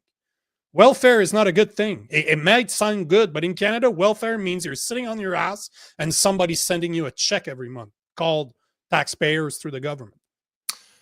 So it's fucked up because that's his goal. So as much as I understand what you're saying, this is not where we're going. We're in the flux between the two, and it's not looking good, man. Yeah, and I mean, like every Angry Beaver, thank you, sir. Prairie will send you your cut in the mail. That referral. Robin says it's not going to be a rough cut, though. Yeah, after YouTube takes their cut. It'll be they like take 30, we split it in 3, and we give you, so you'll probably owe us $25 for Prairie. Well, she'll owe us 25 cents or something. Yeah, the king has landed. Detective Gaines. It's a misconception that people who live in communist countries don't work. They are worked to the bone but get little return. Correct. But the reason why, that's why communist countries require almost military state. That's why the gulag is necessary, because they will not work willingly, because there's no profit motive. And that's why capitalism works, because people do work willingly because they want to make a profit. They want to go and get the fruits of their labor. And, for all the flaws that can still happen in most of the West. But in a full-on communist country, like, say, the Soviet Union, they can't. So the only, and as you say, you're correct, they are worked to the bone, but that's because you've got the military dragging men from their homes and saying, you're going to work here fucking 12 hours a day, and you'll literally own nothing and you'll like it. So you're not incorrect. but that, and then the reason why it requires military, why it required a gulag system, is because the system goes against human nature. Once there's no profit motive, people won't work. So then you require to get the military out there. It's required to be a militaristic society, or it won't work. But at the same time, that's why UBI is brilliant, because UBI will keep people in check. Because eventually, if you look at most white collar jobs now, they're going to be replaced. It's a matter of time before AI replaces them. It's going to take a bit more time before AI replaces blue collar jobs, because as you're seeing now, it's not blue collars that are going to be replaced by AI. There's always certain they can't, right? Like there's certain they will be able to soon enough when the AI technology and the robotic comes into play to mimic humans. It's just a matter of time, but it's not gonna. AI could literally change the world in 3 years. Yeah, exactly. It's gonna take a little while before. What you're talking about, I know what you mean. Like you could have like a robot plumber that comes in and does your plumbing. Exactly. That might be here in 50 years, maybe. Oh fuck no! Like 10? Are you kidding me? Like 10 years tops? Hey, bro, did you make a mistake on that donation? Yeah, wise guy. I fucking accept the bribery, but goddamn, bro. Did you mean to do that, wise guy? Appreciate that. Wise guy gave us a very generous tip. I feel like it's equal. That's more than just the tip. We got 6 inch deep on that. Yeah, we got the. If you did mean to do that, we really appreciate that. By no means. Don't, I will reimburse. Hey, bro, was that a mistake? Let me just ask if it was a mistake. If it was a mistake, we can fix it. Oh yeah. Don't worry. That's a fucked up mistake. But if it was not a mistake, brother. Yes. Yeah. Thank you, sir. We appreciate that. Wise guy says, I feel like as equal owners of our natural resources, the government owes us all a monthly dividend based on the amount our resources made for the companies involved, our fair share. So that's an interesting point. Now, is that UBI? Sounds like it. No, but because the definition of UBI is universal basic income, means that the government is giving you enough money for you to survive in today's society. That's not what we're talking about here. We're just, if that's how much money the government made on our natural resources, we're 41 million individuals in Canada. We need a cut. There's a percentage of that split. That doesn't mean that you can live off of it. Just seems like a supplemental income. UBI is different. Now that could be part of UBI to force you to work. You know what I'm like? It's that whole thing being dependent on governments is goddamn. Yeah. I know what you mean. As Sasquatch if the people in charge, if I would be in charge, at least as I think right now, because I'm not saying I'm not corruptible. Everybody's corruptible. Everybody has a price. If I was the one in charge right now, it would run well. For how long? That I don't fucking know, because people will take advantage of the system. But that's why some people have said in the past that what we need as humans is an AI that is meant to rule us in a way that is best for us, and do it not out of emotions, but out of pure logic. But that is fucking scary, because the day that we become problematic, what's the main purpose of that AI? Is it to make our life easier, or is it to protect itself against us killing the earth, damaging the earth, and we become a virus to them? We're so fucked. You can absolutely imagine that. We build an AI to protect the world and fix climate change, and we give it all the information it needs, and it goes boop boop boop. Oh, the big easy thing to do: destroy all humans. Like that is not definitely. It's just doing what Terminator. Yeah, exactly. Imagine right. The Terminator movies. Yeah, Imagine those AI that are ran by those robots ran AI are being told humans are the problem, protect the earth at all costs. Joe Rogan said it years ago. If you look at Earth being a body and you look at what humans do to the body, we're like a fucking virus. For sure we are. Now, if you man, like, let's say someone who gets sick with the flu, right? You've got the flu virus in there multiplying. If you zoomed in, I bet you the flu viruses, they would, if they could think, they wouldn't think of themselves as a virus. They wouldn't think of themselves as bad or evil. They're just trying to survive. They're just trying to live, just like we are.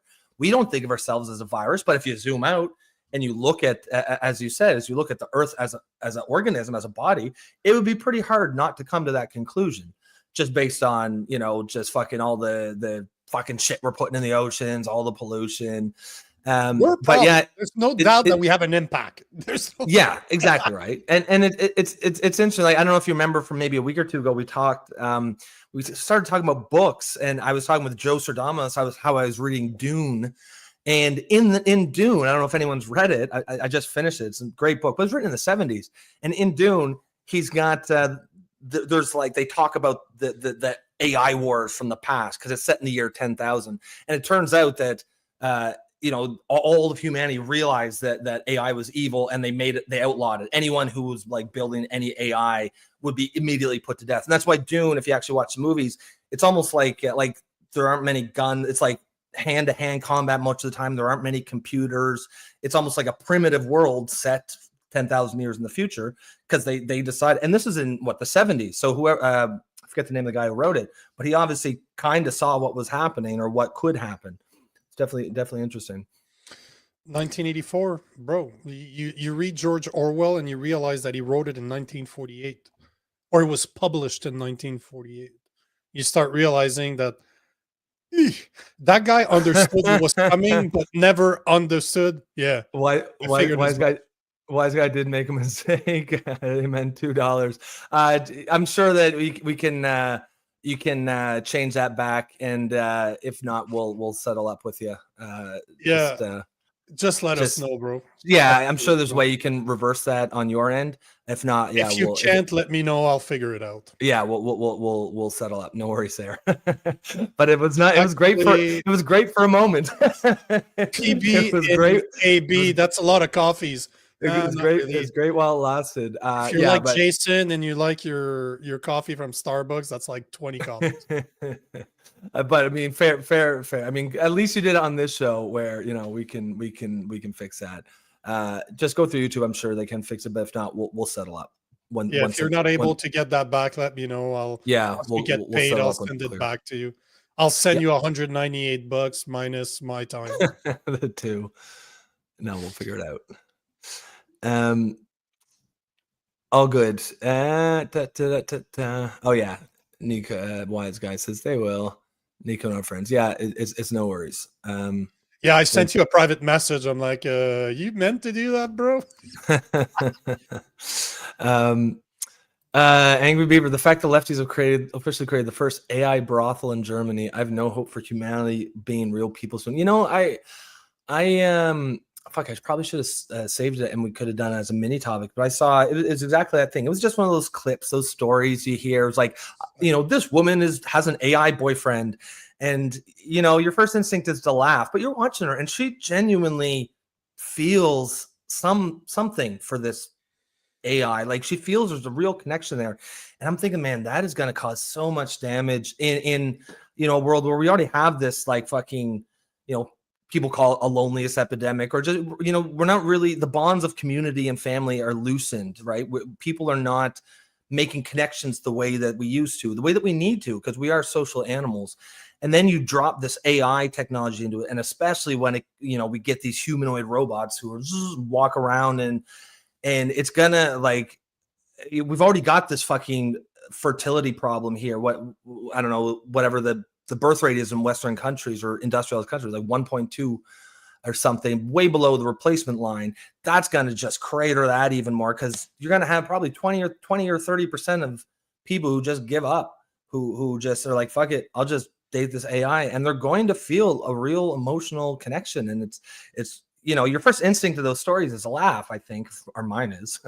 But then you're like, oh, fuck, that's really sad. And that's going to have some real effects on society and culture. And that's another aspect of AI that, you know, we're already hanging on to our social bonds and social connections just by our fingernails.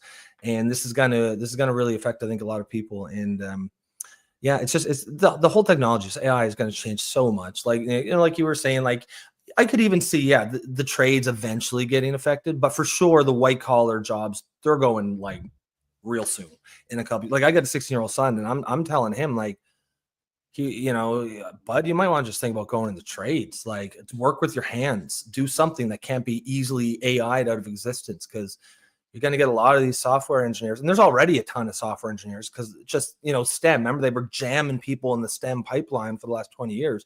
And the reason they're doing that is because they wanted to push the price down, right? They knew that they were going to need a lot of these people. And now there's so many of them that a lot of people are not making the money they thought they would. And then AI is going to come in, and apparently AI can write computer code like that. You just tell it what you want it to do, and it writes you perfect code. You don't need a lawyer now, man. Oh, if I was a white collar worker, especially at the beginning of my career, I'd be fucking terrified right now. It's going to be everywhere, man. But see, the biggest problem is not that it will replace us, is the day that it sees us as a threat. Well, and that's because people are just thinking about the low-hanging fruits here. AI doesn't worry me for replacing me at my job. It doesn't worry. That type of shit does not worry me.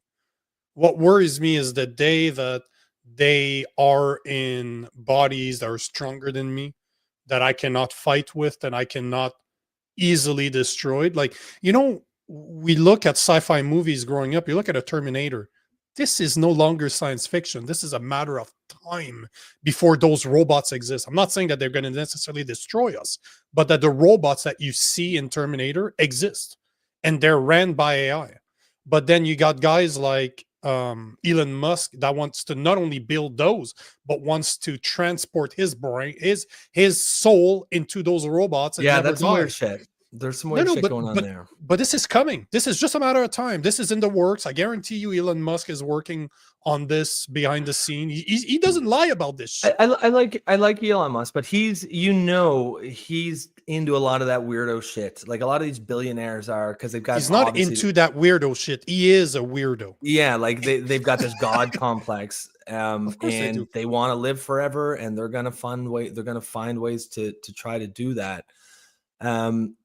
And I think, and as you were saying, like the robots, like for sure, like the Terminators were built in the movie, obviously, to be Terminators, so they would be built strong. I just hope we have the sense to keep our robots that we actually build, like an iRobot, like not strong. Because if you think about it, a robot's only going to be as strong as you build it, as strong as the gears and the pulleys and levers that you use. You can make it weak and fragile. It doesn't have to be like an iRobot just because it's a robot. It doesn't have to be super strong. But I hope that we have the sense to not make these things like fucking Terminators, like super strong, and it would be quite a bit more expensive to make them strong than would be to make them weak. And hopefully there'll just be a profit motive there that will keep a. But then the mistake that you're making is that unless they get made for soldiers or something like that. But the mistake that you're making is to believe that when I say we will build them, I'm not necessarily talking about humans. I'm talking about AI. It's just, do you know what the do you know what the singularity is? Yes. Most people did not realize that, but Elon Musk posted a picture of the singularity a few months ago, just saying it hinted that it was either happening or it had already happened. And the singularity is what scares the shit out of me, because this is what is controlling Skynet in Terminators. Terminators were not built by humans. They were built by Skynet, which is the name they gave to a self-aware singularity. And what's the first thing that they did? They started attacking human beings. It wouldn't take them long to calculate a self-aware AI that you give them power over the internet, for example. Well, yeah. Imagine it's not going to take them long to figure out that we're the problem. So, man, we are so off topic. Jesus.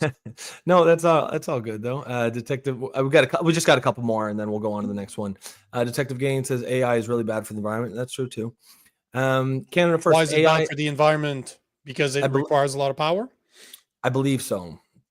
Yeah, but we're great in Canada for that. What's that? I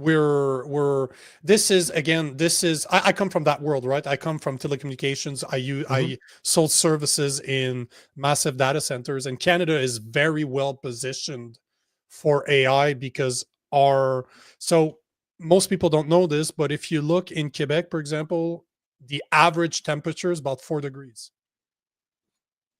That's the average throughout the year. If you average it all out, the average temperature in Quebec is about 4 Must be degrees. because northern Quebec takes up so much space.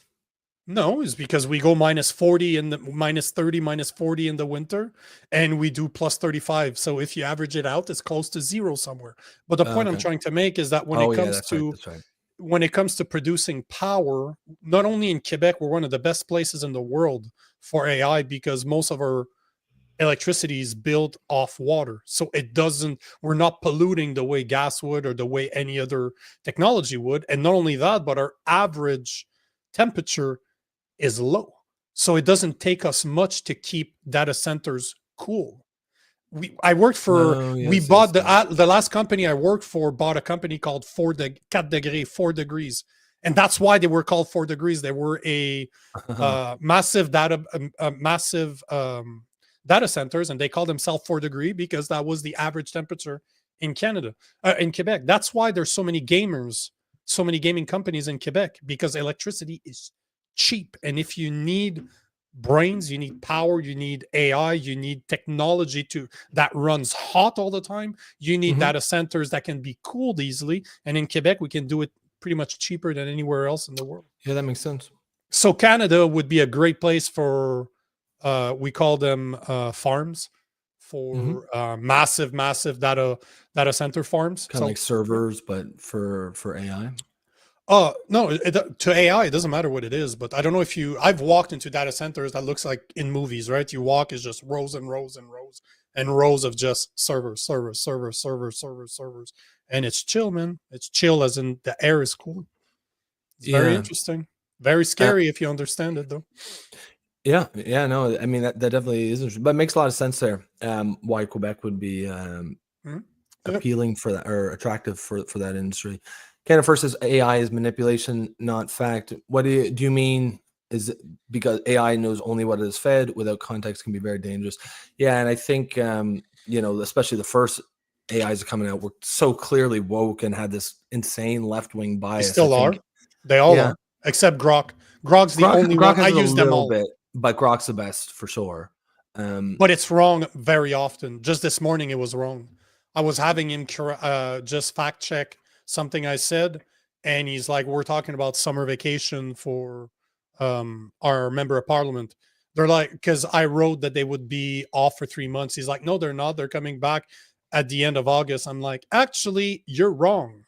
They're coming back on September 15th. They're leaving on the 20th of May and of June, and they're coming back on the 15th. He's like, oh yeah, you're right, as per the government website, blah blah. So to use AI, you need to know your subject already, because I call it out all the time. It's wrong, because when it's wrong, is the best one, but it'll be wrong, but it'll like act like it's absolutely right. It'll be wrong very confidently, and if you're not sure of what your topic is, you can get into some trouble there.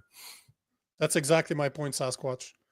That's why I'm saying if AI needs a best place to be developed, or at least be hosted, because you can easily control that from a distance, it would be in data centers here in Quebec because of the power's cheap and it's cold as shit.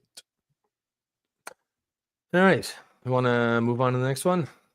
To our second topic of the day? Second topic, yes. And we got into this one pretty fucking fast. Oh, man, I like those sidetracks, like talking technology. I love this shit. So, yeah. Here is, I call it CBC got caught lying again. But this is because Cheryl shared a video from Moose on the Loose, which I like his content. I like what he does. And I was listening to the episode he released yesterday night. And he talks about what's happening with the ostrich call in BC. Yeah. We covered it a couple times. Yep. But you'll see it's just it's not really about the ostrich. It's just the fact that once again CBC is being caught lying to a point where the RCMP is like, hey, take that down, because that's not true what you're saying. But I want to remind people that we fund the CBC at a cost of $1.4 billion every year, and yet they lie. And during the live, remember when we were on the live for the election, we just need a few more votes to win a majority. Hey, bitch, Rosemary, you're supposed to be unbiased, right? Right? Yeah. But yet you just say, not the Liberal Party. We need. So yeah, of course. Here's Moose on the Loose talking about one of the many times that they got caught lying, but that was from his video yesterday. This article came out from the CBC saying RCMP speak to protesters at BC Ostrich Farm, warn of possible arrests as bird cull looms. Now, I can tell you straight up, this is a load of crap. This is not true. This is propaganda. And the RCMP have requested that this article get taken down by the CBC as this is propaganda. I know this because I've got boots on the ground over there telling me this. Not only that, I have a video here sent to me from the Ostrich Farm with the RCMP down there. This is what they had to say. Everything. And before I played, this video is available online. Like before he talked about it, I saw that video last week. So what he's saying, I already knew. I just didn't know about the CBC headline. But this, I confirmed that what he's saying, I've seen this before. He's absolutely right on that one. It's good. So these are our liaisons, please, and we want to give them a round of applause because we want their support. And we want them, they know what we're going through, and we want, if it's just a wellness thing, I want to have faith that you guys are really just here doing that, and that you want to see the best thing come out of this too. Yep. And We've been given. Who are these guys in the jackets? What's their role? RCMP. They're the RCMP. Oh, are they? Okay, because I see the RCMP uniformed guy to the right. These are also RCMP? Okay. No instruction to do anything. It says police on their. I wish they would have reversed the camera. Okay. I wish they would have mirrored it so we can see it. But yeah, like you see, there's a black girl right here. I don't know if you can see my mouse right now, but if you look to the left of the screen right now, there's a black girl. Like I'll just rewind. I'll put it back right here. Like she's from Rebel News. Okay. I got you. But she was posting those videos last week. Huh. And so what are they Let's saying just finish here? Let's just finish the video. It's literally a minute and a half long, not even. that you guys are really just here doing that, and that you want to see the best thing come out of this too. Yep. And We've been given no instruction to do anything but to talk to you guys. Okay. Yep. We've been given no instruction other than to talk to you guys. That's what the police just said. That's what we got this morning. Bacon and eggers with cheese. Do you remember when I talked about this, bacon and eggers? Yeah. It doesn't sound right when a white person says it, does it? Oh. Yeah, if you say it fast.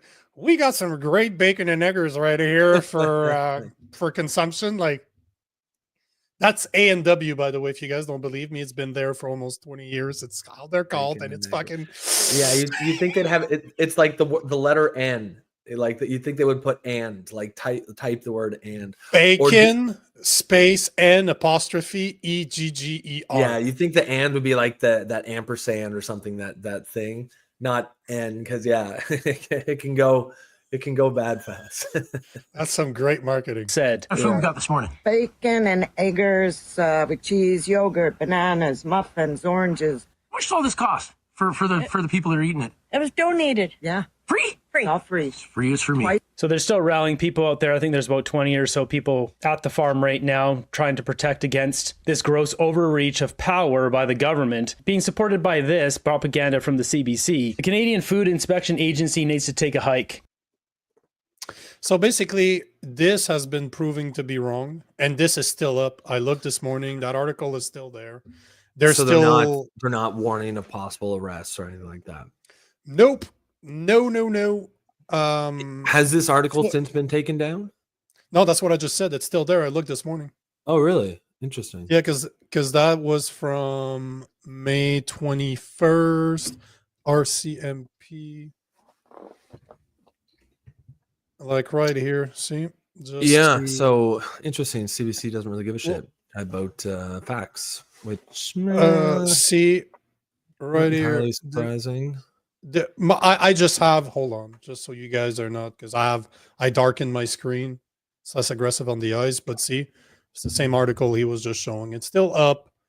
Hasn't been updated since May 21st, but you know what bothers me is not the fact that we have our mainstream media lying to us. What pisses me off is the CBC only exists because taxpayers' money keep it afloat at the price of $1.4 billion every year. They call themselves unbiased, but then they're lying. They're literally lying on this article. The RCMP is telling them to take it down because it is incorrect. And everything that Moose on the Loose said is actually right, because I knew that before I saw the video. I just didn't know about the fucking headline. Huh. As Canada First says, RCMP are there for the purpose of fear mongering. Yeah, I mean, it seems like a bit of show of force. Cheryl, have a great day. And Prairie, fuck the police. Such a great rap song. NWA. Yeah, I mean, they were friendly enough, but just their presence is meant to intimidate, right? I don't. It doesn't look good considering that there's dozens of protesters there, and you know, we talked about this. So we don't need to. RFK waded into this issue too, eh? Yeah, I saw that yesterday, which I saw this morning. I found it to be very interesting that RFK Jr. urges Canadian health officials to spare BC ostrich flock from coal. And it's interesting because what do you think that he wants? Exactly what we've been saying for the past week and a half. We believe there is significant value in studying this population. Fucking duh, Sherlock.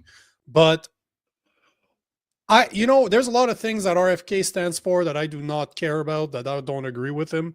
But on this one, this is just fucking common sense. If you think that there's birds, ostriches that developed herd immunity naturally to avian flu, don't slaughter them, study them. See if their babies actually carry that immunity or not. Because if they do, maybe, just maybe, we should eat those animals. Well, yeah, right? Like, you could have a fucking a whole flock of these birds that are immune to it. That would be like, and I don't even, what is the logic behind this? Just that they had it and therefore it's dangerous.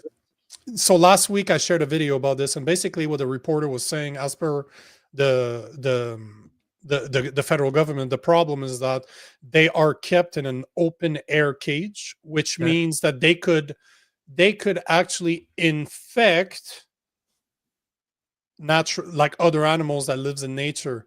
Yet that is not what they were telling us during the lockdowns, right? You just needed to get the whoop whoop. And then eventually we would attain herd immunity, which would protect other people because we were immune to it. But when it's natural, it's problematic, right? Because that's basically what they're telling us. It's fucking weird. Bullshit. Like, it's not bullshit. Weird. It's bullshit. You know why they want to slaughter those animals, because there's a lot of money in selling you a whoop whoop. Yeah.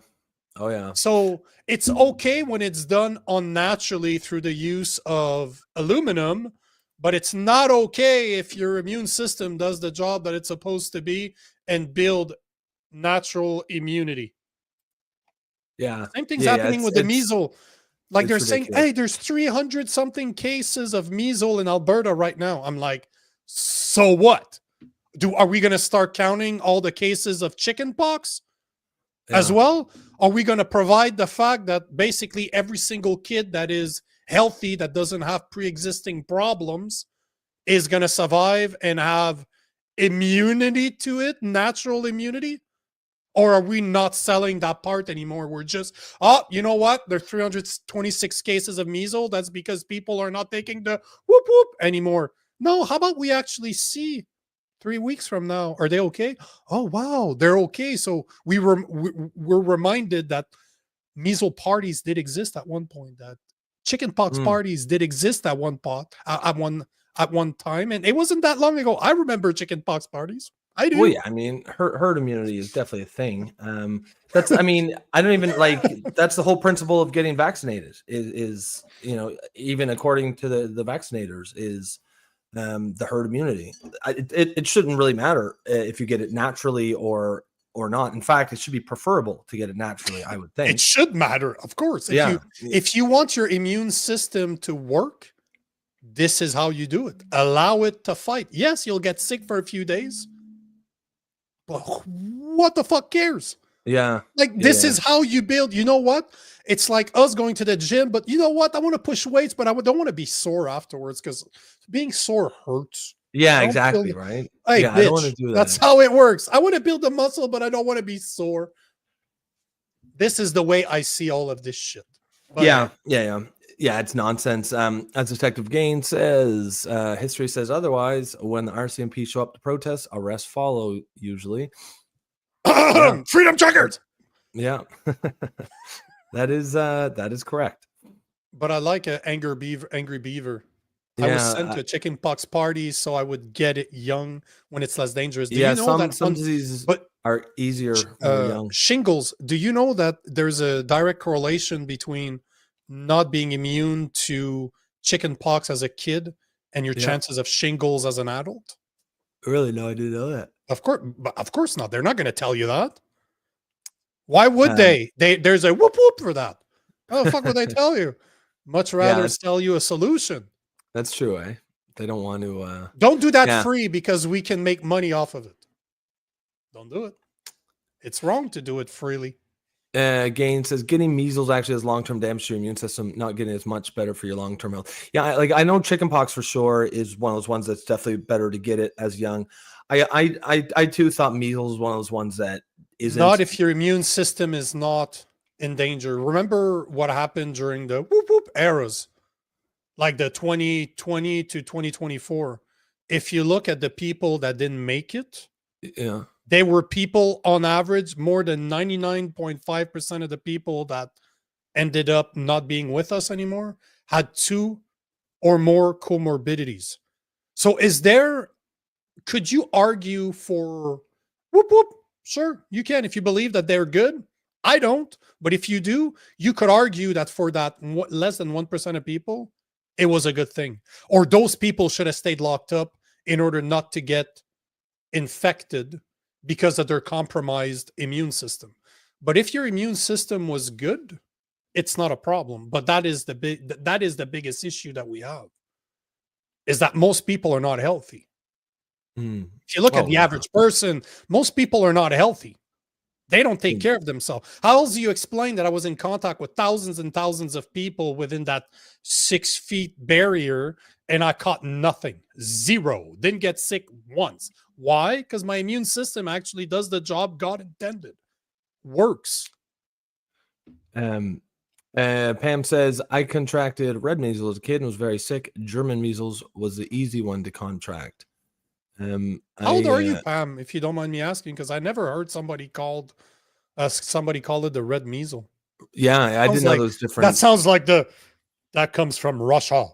It's the red measles. Yeah, I didn't know there was different strains.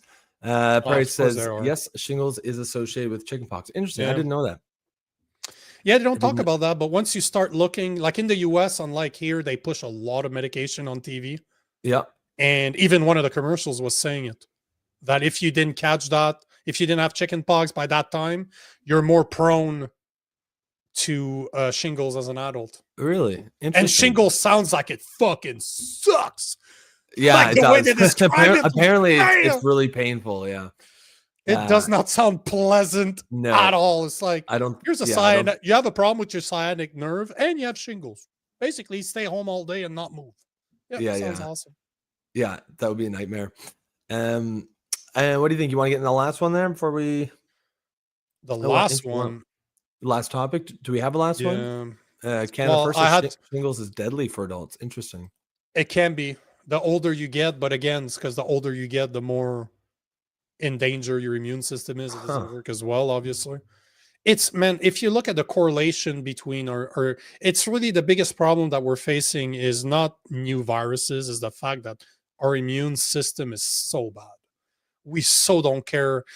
In the US, it's between 40 to 42% of Americans are obese and 30% of them are overweight.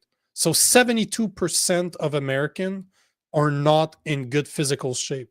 So you have 3 times more unhealthy people that you have healthy, somewhat healthy people in the US. And Canada is very much the same. So, of course, we're going to get more sick because our immune system's down the fucking toilet. Look at HIV. HIV doesn't kill you. AIDS doesn't kill you.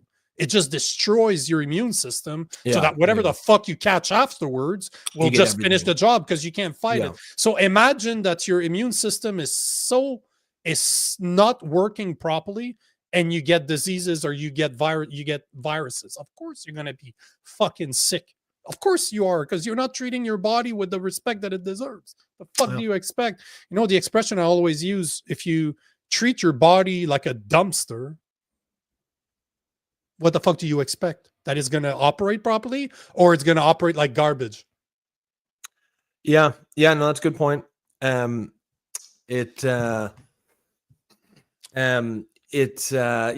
think just in general, a lot of people are just not taking care of their bodies, not taking care of their health. And then that obviously has an effect on your immune system. You're just in a much weaker position to be fighting off naturally. Gaines says, if you only get one vax, get the MMR. Yeah. And I mean, again, you know, I understand people who don't want to put any vaccine in their body. Personally, I would get, if I had a kid now, I would get them at least the MMR vaccine.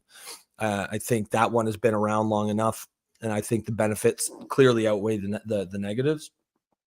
I'd be very skeptical. Well, I certainly wouldn't. I'm very skeptical of the mRNA vaccine. Some of the older ones that have been proven to be effective. Have they? Have you ever looked into it? Oh, yeah. The stats on measles is pretty clear. Like, if you look at measles, have you ever looked at where the whoop whoop was introduced compared to where the actual state of the virus epidemic was? Because that's always a thing they don't tell you. You can look at this. You can look at what's the other one? There's another one that's always being used for this.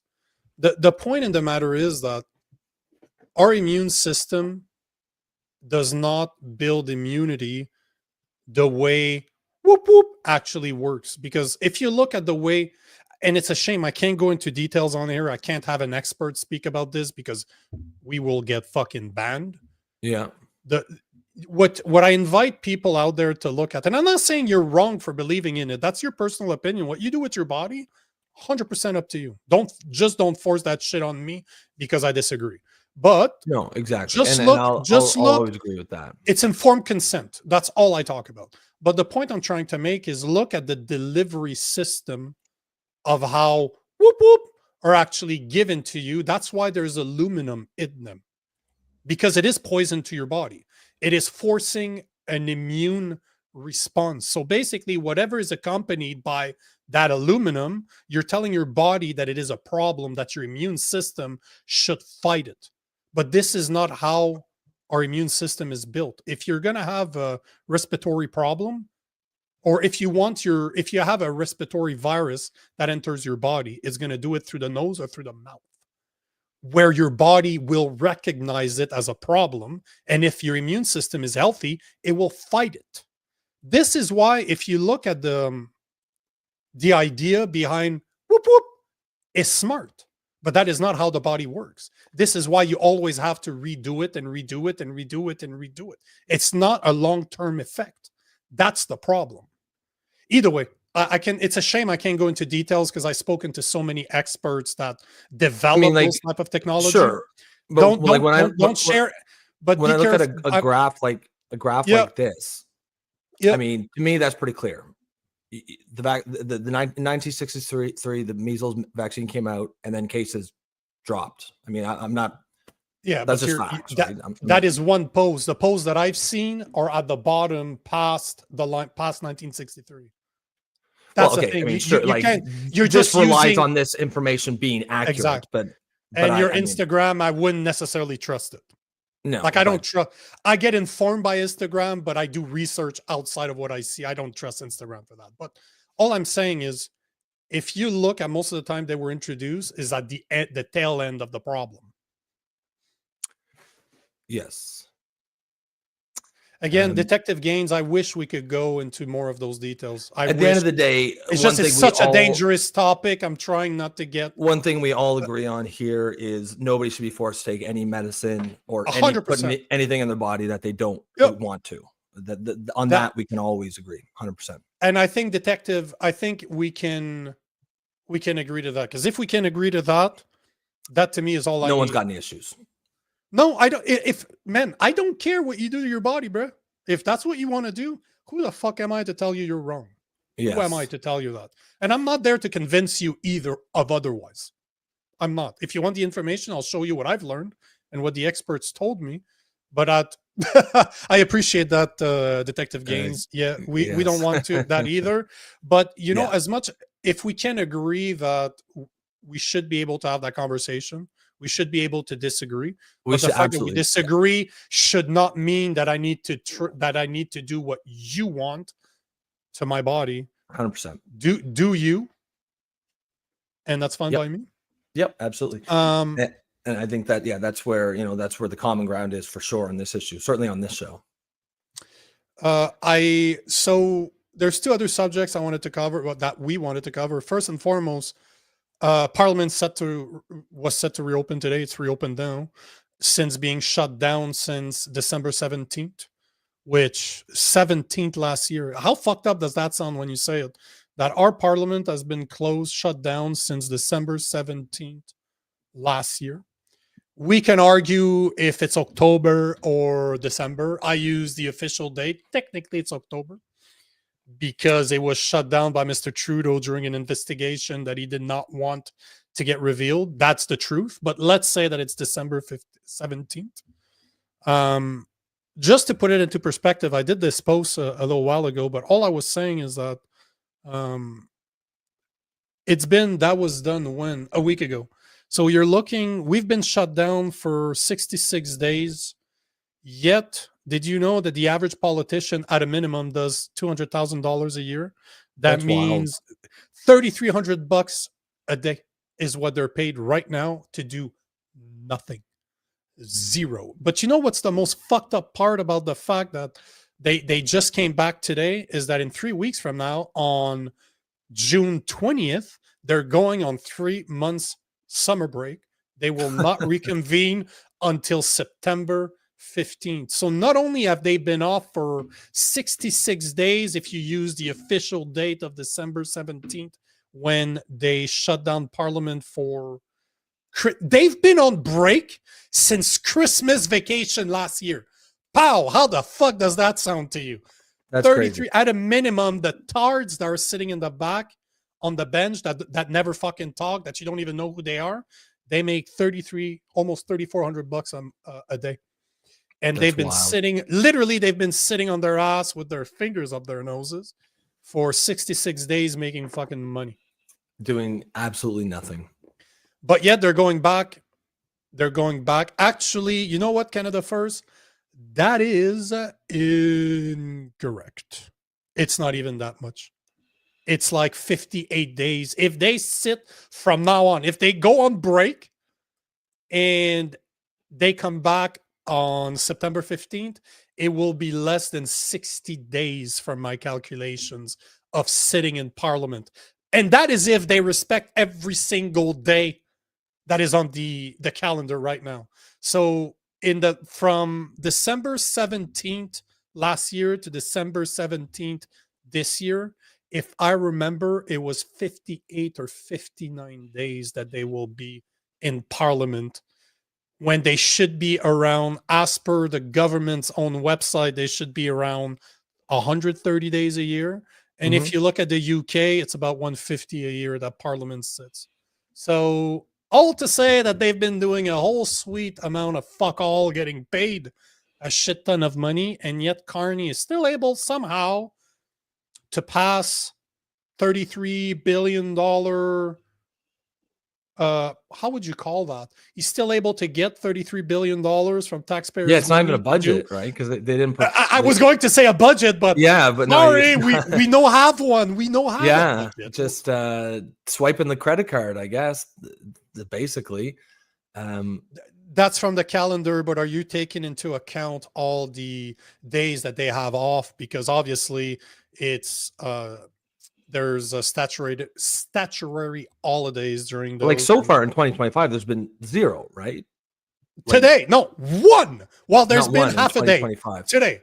No, but today, 1. They've been not quite a 1 yet because the day's not done. Although they're government workers, so they probably start at 10, finish at 2 with a 1 hour break in the middle. Yeah. So it's not argument, bro. I appreciate it. I appreciate the information. It's just maybe you're showing me that my calculations were wrong. But you know what? Sake of argument, let's say that they attend every single fucking day. They have been sitting for 73 days. Let's call it. Let's use your number for sake of argument. That's less than they should be sitting 30 days, 130 days as per. They normally don't. They normally sit between 100 and 120. Although their publication on their website clearly says 130. Yeah, that's good. Would you say the average average salary was 200,000, give or take? That is for, they call them the backbenchers. Yeah, that like the bare. That's not even the average. That's the lowest, right? The lowest of the low is $200,000 a year. Yeah, so that's $2,800 a day every day that they're actually in Parliament. And right now, since they haven't paid, they've been paid 66 days, $3,400 a day. Wow, not bad, right? It's a good job. I'd like that job. Good work if you can get it. I'd like that job, man. I don't need to do shit for the next 6 months and make $3,400 a day.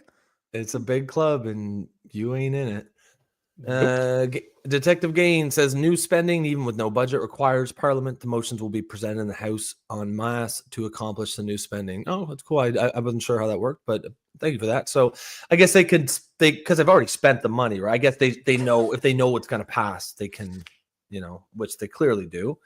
I guess they're not supposed to. Again, Detective Gains is showing how the system should work. Mm-hmm. Clearly, it is not. Yeah, and one of my commenters on the post I just showed you, because that post went viral on Instagram, is like, so basically your post is showing us that we really don't need them for much. I'm like, oh, that's a good point. That's not what I was trying to say, but yeah, that's a good point. It seems like shit continues working without them being there, doesn't it? That's right. Because the illusion of democracy is powerful. Yeah. Well, it keeps everyone, keeps them occupied. It certainly gives everyone else the feeling that things are getting done when they are not. And to be fair, maybe it's better if they don't. Maybe it'd just be better if they just took every day off. Like, we'll pay you guys to stay away. Maybe they could do less damage that way. Sasquatch, if I would be insulted as a Canadian when his talk about Canada's sovereignty is at risk, we have facing the greatest crisis ever. Also, we are going on summer break. Yeah, that's right. Eh? We're facing the greatest crisis in our history, but also we're going to take an extended break. We'll deal with it later. We'll deal with it in the fall. Yeah, it'll be fine. But will we make it to the fall? Yeah.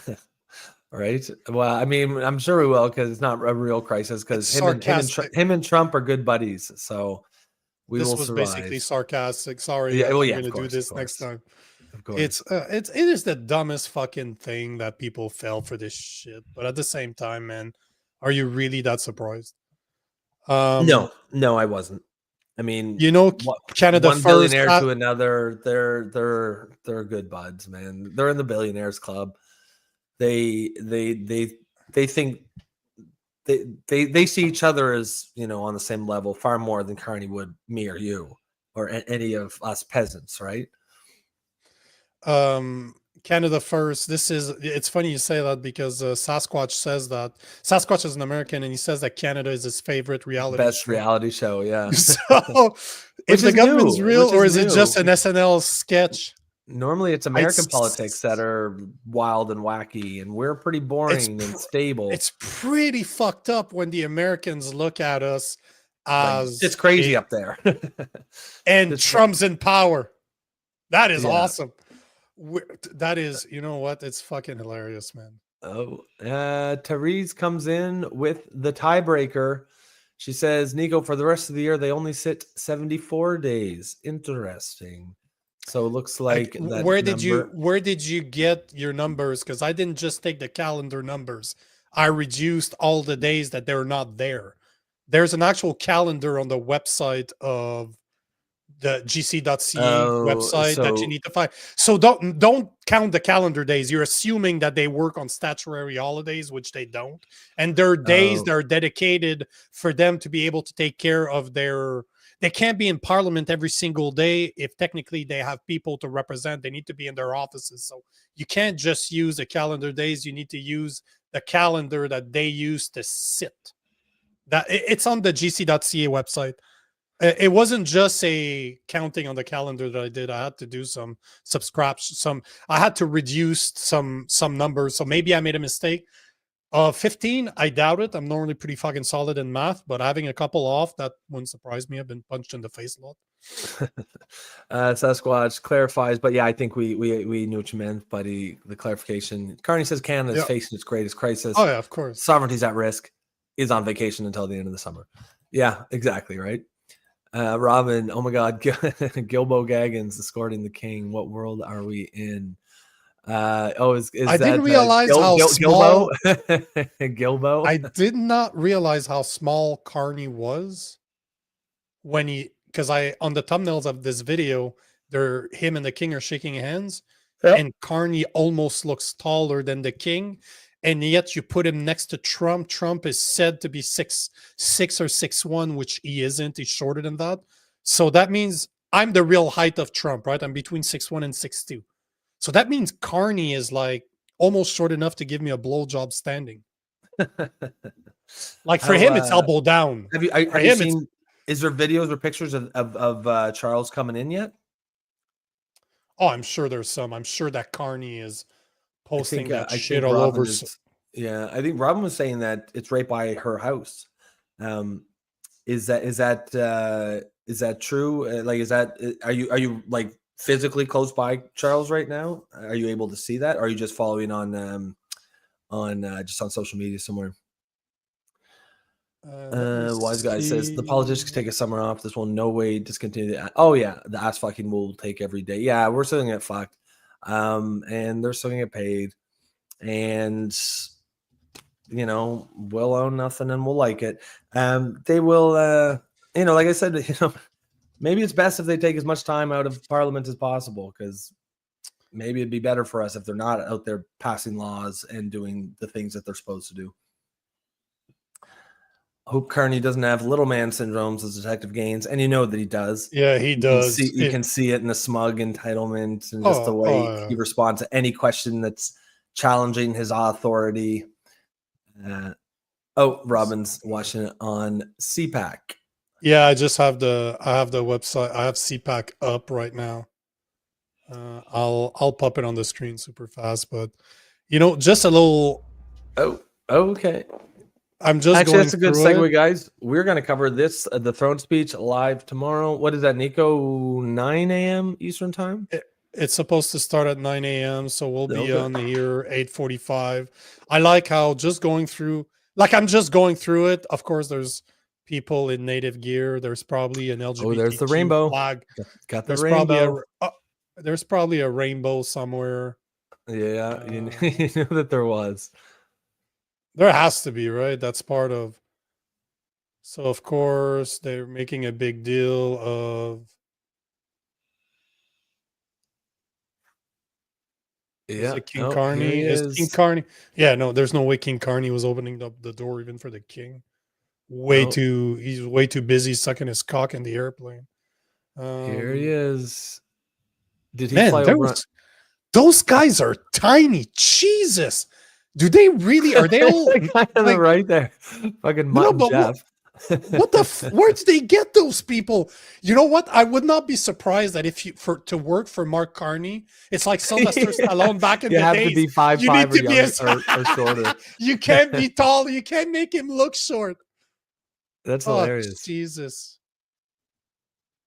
Because look how tiny he is. Like the white woman there that thinks she's native is the same height. Oh yeah, shit. So hold on. There we go. Oh, Jesus, he's tiny. You can say, just look at the. Is King Charles? I think King Charles is normal sized. He might even be tall. No. He's the same height as Carney. I saw pictures of them holding hand. Just look at the thumbnail of this fucking episode, man.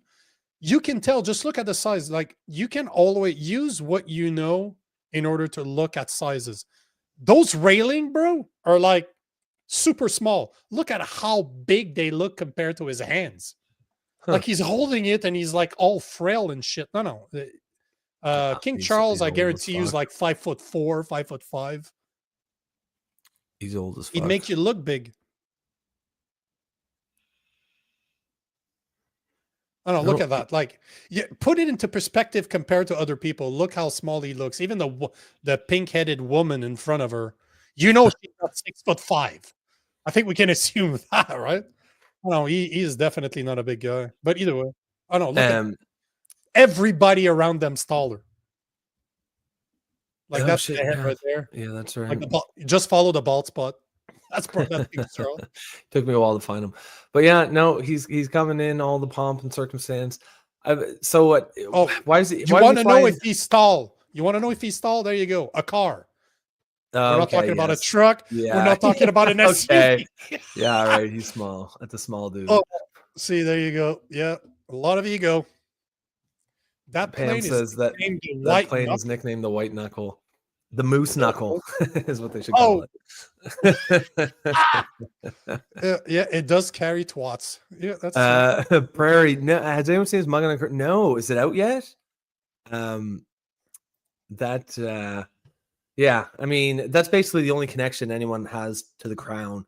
And yet they think that people are going to go wild here and like, oh, King Charles, our king, our sovereign. Canadians do not give a shit. Most Canadians, if they, I mean, I don't think most Canadians care one or the other, but if they had to choose, I think most would say cut ties. He's not our king. Yeah, but you do realize that most Canadians don't think we have any association with the UK, right? Yet they'll pay you, they'll pay you using bills that clearly has monarchs on it, but in their heads they're like, I don't know, this is just symbolic. No, bitch. We are still reporting to the leader of the Commonwealth. The leader of the Commonwealth is the fucking king. But the average individual does not know that. So that little man there actually has power here. Just saying. Cannon first. We don't need no stinking king. I agree. 100%. I'm gonna make some t-shirts. I had that idea this morning. Not my king. Oh yeah, I like that. I honestly, and I'll make him like this big on the t-shirt, like 2 inches tall. I'm just kidding. But yeah. Let's see. Detective Game says usually Carney enforces minimum height requirements to ride. The PM has a height maximum. Yeah. Carney, do you get the joke? What? Carney? He didn't spell the first Carney the right way, like the clown. Oh, like yes. Ooh, I didn't think you got it. I didn't get it. Yeah, you picked up on that for sure. I'm a sarcastic asshole, man. I live for this shit. So Detective Gaines, good joke, because I call him Carney all the time. That's why when you see me do this, talking about Carney, that's what I'm referencing. Fucking crazy assholes. They're trying to sell you a $20 stuffed animal that's filled with hay that probably cost 50 cents to make. Don't worry, sir. There's no tricks in this game. Yeah, exactly, right? His name is great. Carney makes so much sense. So much sense. We should call him Marks Carney EE, not EY. Yeah. Well, guys, if you are going to watch us tomorrow, if you're interested in the crown speech, the throne speech, remember we're going to be on a little earlier than normal. It'll be 11. 10, 9, fuck. Hold on. I'm going to double check this. 11 a.m. Eastern time is what I have here. So it'll be in, but hold on. I thought, yeah, I don't know. As you check that, I'm just laughing because I'm looking at the height of King Charles. They're trying to make me believe that he's your height. He's 178. And that King Carney is 175. There's no Carney's definitely not taller than 5'5". There's no way. Yet I can show you a picture that I used for the thumbnail this morning. Yeah. And they are literally face to face. Oh yeah. I'm looking to picture him and his wife there, Camilla, and she's like an inch or two taller than her, and there's no way she's fucking 5'9". I don't know why people lie about their height. Rob? Well, I wonder why people do that. Especially when you're a public figure. Clearly, it's easy to check you. Look at the car. You were barely. I'm not even sure he could see the roof of the car without a step ladder. Well, yeah. And then you ain't 5'9". Sorry. All his security guards just towering over him. Yeah. No, it's I don't know. It only looks ridiculous when you lie about it. Really, like no one gives a shit. Really, I mean, we're still gonna probably poke fun at you, but who gives a shit what a couple of yahoos on a podcast say? But yeah, it does make you laugh when these guys lie about it. They're like, oh yeah, I'm 6'1", I'm 6 foot, I'm 5'11", and then you walk and they're like walking flanked by their bodyguards. They come up to like their chest, open the car door, don't even squat down. They just walk into it. Okay, so I'm looking here now. It is 11 a.m. and I'm assuming this is Eastern time. So we will be on an hour earlier than normal. Remember it told me 9 yesterday, this morning. Okay, we should double check this then. Just let's say it right now. Yeah, tomorrow, because the live. So it was updated 45 minutes ago. So on CTV News, it definitely says 11 a.m. It doesn't say Eastern time, but I mean, no, you're right. Throne speech airs Tuesday starting. Oh no, you know what I think it is? I think the coverage starts at 9. And then the speech from the throne will be delivered at 11. The coverage starts at 9, which is like the 21 gun salute, and he's going to fucking escorted to the Senate by horses of the RCMP's musical ride, blah blah blah. So the speech is at 11. They're gonna make us show. I want to see him step on a horse. Are they gonna bring a real horse, or are they gonna bring like a pony? No, I think they got the real horse. I don't know. But he can ride a horse. Like he's a British monarch. No, I'm sure. How big's the ladder? They'll get like a special horse.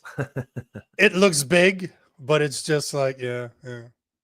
Yes. So what do you want to do for tomorrow? Because I don't necessarily feel like watching an hour and a half of. No. We'll jump on like maybe 10 minutes, like maybe 10:50 a.m. or something like that. Yeah, we should do it prior to that though. What do you think? Just in case. Oh, at least 15 too. Yeah, okay, we'll do that. So 9, and we'll also be following it like as it starts at 9, and then if it seems like we should jump on at 10:30, we can do that too. Yeah, Carney will ride on a pony. Yeah, you know that he will. Pony rides. All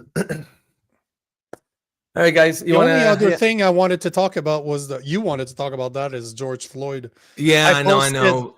I posted about that just before we jump on the podcast. I love to throw those shit grenades on my Instagram, especially, and just not look at it for a few hours. And then go and see what built up. I'll just show what I posted. I'm not gonna even look at. I'm not gonna go check the post itself. I'll just look at the template. I'll just say what I. Oh, there you go. That for sure, because I've been saying this forever, but this is gonna piss people off. Basically, this is my opinion on George Floyd and Derek Chauvin. George Floyd was not a victim. He was a convicted felon who overdosed on fentanyl. Derek Chauvin was found guilty on the public square before stepping in court. However you feel about Chauvin as a human being, he didn't get a fair trial. He should either get a retrial or be released. Yeah, that is my opinion on that. I think he should probably get a retrial. I think I was looking at something here. It was a picture that I saw. It was the document of I think it's his autopsy report, and so here he's got, it says no life, that Tom thing says no life-threatening injuries identified. No. And underneath it says no facial, oral, or conjunctival, whatever, patashi, I don't know what that word is. B, no injuries of anterior muscles of the neck. No. So his neck wasn't injured. He had a large amount of fentanyl in his body. Those two things, no life-threatening physical injuries and a large amount of fentanyl in his body, at least, in my opinion, suggests that, and the fact that everyone has a right to a fair trial. You can't deny that. And I don't think in the climate that he was tried in, I don't think it was possible for him to get a fair trial. That to me seems fair or obvious. I don't think he should be released, but I think he should have a new trial now that emotions have died down and you can try to, I don't think he was a great cop either. He had a lot of,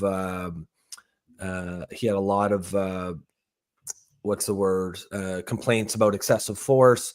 But at the same time, this is a murder, man. Like, you got to, that's the rest of his life. You have to take that seriously. And I don't think he got a fair trial. There's you see in Prairie, I can tell you that the technique that Derek Chauvin used on George Floyd is an approved technique in Minnesota. It is 100% legal what he's done. I've been in that situation. I've been having somebody like that on me. It doesn't prevent you from breathing. Now, is that fucking uncomfortable? Oh yeah, it is not pleasant, especially not that his face was on pavement. But there's a couple of things to remember here. George Floyd is like 6'4", 265 pounds of muscle. That guy is a beast. He used to play pro basketball. Like, that guy's a genetic freak. Derek Chauvin is a little twat. He's like 5'6", 5'8", and weighs 150 pounds soaking wet. The other thing to remember is, if you look, the autopsy report that you're looking at right now that you showed, and the emergency physicians both said the same thing under oath during the trial, that he was not, it is not what Derek Chauvin, I'm trying to not use the K word here. It is not Derek Chauvin that did it. He was overdosing on fentanyl. And one of the symptoms of an overdose of fentanyl is to have problems breathing. And he, instead of being caught with a bunch of fentanyl on him, he swallowed them before Derek Chauvin took him out of the car. Both the autopsy and both the receiving doctor at the emergency both said the same thing under oath. And if you can go look, because I've been covering this ever since it happened, you can go check. There's also a video that was produced after the trial finished, where most of the jurors were interviewed as a whole. They're all sitting on a panel and they're being interviewed. I can't remember who it was, but it's like CNN or MSNBC. And you know why they found him guilty? They didn't find him guilty of what, because of what he did. Because in their eyes, he didn't do enough. This is why that guy's in prison for murder. Enough to save his life. That's the thing. He should have done more to save his life. Yet, if you look at the autopsy report and the report from the emergency doctor, he was dying from a fentanyl overdose. So what was he supposed to do? Was he supposed to clear his stomach right there? Should he have stayed on him for 9 minutes or 14 minutes, whatever the fuck it was? Probably not. But the point of the matter is that if he wasn't brought to the hospital fast, he was going to die. He was overdosing on fentanyl. So this is where it's important to understand that I don't think he was a good cop. I'm not saying I don't condone what he's done, but the technique that he used was an official technique that the police is able to use, that they're trained on using. It does not prevent you from breathing. I've been in that situation many times, not because I've been arrested many times, but because I'm a fucking martial artist, and this is a practice. This is a position that you need to know how to get out of if you get in trouble. But the point is that this is not what ended his life. It's the way that he lived his life that caused this. So I mean, the point, should he be, could he be responsible for manslaughter? Sure, I could see that. I could see manslaughter. I could see incompetence as a police officer. Should he be let free as in no consequences? No. But at the same time, that dude's been in prison for what, 3.5 years now? He's been there's been attempted. He's doing hard time. No, but he's had attempted on his life. Like he's been in the emergency ward many times for getting stabbed by people. So that dude is not having a good time. Did the time that he spent inside enough to cover, let's say he was found guilty of manslaughter instead of murder? Could he be released for time served considering what happened to him? Yeah. Does he deserve to still be a cop? This is where the conversation could be. But for somebody to tell me that the trial was fair is bullshit. I don't think anybody with common sense can tell me that that trial was fair, that he wasn't crucified before ever stepping in court. Yeah, I mean, neither of these people are sympathetic characters. George Floyd was no hero, and I don't think Derek Chauvin was any kind of high character cop either. But yeah, like if you respect the justice system, you have to believe in the principles of it, like innocent until proven guilty and a fair trial. Everyone has a right to a fair trial. And I don't think it's possible in the media circus of that moment that it was possible for him to get a fair trial. And I if agree. nothing else, I think a new trial is probably warranted. And yeah, I agree with you in the sense that there should definitely be some consequences. I don't think it should be a cop anymore. And I think, I don't know, 3.5 years probably sounds about right to me. Maybe and considering the type negligent of time, homicide conviction or something like that. But the type of time that he's done, the fact that there's been on his life so hard. many times. That's hard. Now, should he come back to a full position as a police officer? That needs to be discussed. I don't think so. But this is my point, right? I'm not trying to praise that guy as he's a hero. He's not Penny. He's not Daniel Penny that ended up being who was a hero. Yeah. Like we need to make sure. I am not calling Derek Chauvin a Daniel Penny. This is not what the fuck I'm saying. That dude was not a good man. But does he deserve what he happened? Well, karma's a bitch. Clearly, karma's a bitch, but it wasn't fair. Yeah, and I can finish on this. And by the way, Prairie, do you mind on sharing what you have, like removing from the stage what you have, so I can just? Oh yes. No. Yeah. There you go. Because thanks a lot, Prairie, for saying that. But because of you, I will show the image that came up to mind when you said this, that Carney should ride on a unicorn. And that is exactly what I was thinking. So thanks. Why was that image in your mind?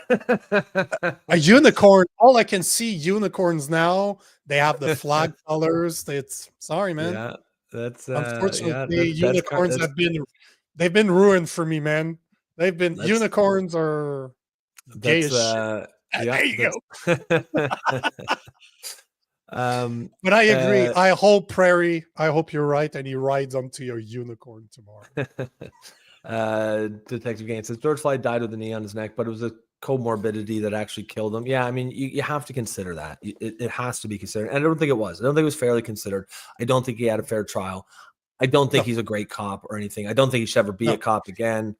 But time served, change it to maybe a negligent homicide conviction or a conduct unbecoming or whatever the vert that is for cops, and time served. I don't know. To me, that sounds like justice. It just, I don't, the only point I've been trying to make with this, and it pisses people off, is just like I said in my post. Nobody with common sense can tell me that he had a fair trial. Yeah. In the environment that existed, it was not possible. No, it was not possible for it to happen, and we need to admit to that. However we feel about the guy, we need to admit that he did not get a fair trial. And, man, I hope that we can retrial him, and with not the bias of 2019 or 2020. This whole thing happened, because goddamn, we're in a weird, we're right in the middle of that was a real weird place for a lot of things. Oh, fuck yeah. People needed something. And most people have forgotten that this is how BLM came to be. And BLM made the equivalent of about $100 million on his neck. Yeah. And it went right to the pocket. And they didn't give that money away to George Floyd's family. They No. bought themselves mansions in white neighborhoods. And Oh, if you yeah. look at BLM, they're ran by self-described socialists. It's insane. yeah. When you start looking at it, I'm like, Well, awesome. no, because like and not just social, but like activist socialists, right? People who they were waiting for something. Like they sprang into action as soon as that happened. They knew what to do. They knew how to organize. They knew how to fundraise. They knew how to do everything they needed to do, and they did it as soon as they found an opening. It is called Rules for Radicals by Saul A. Alinsky.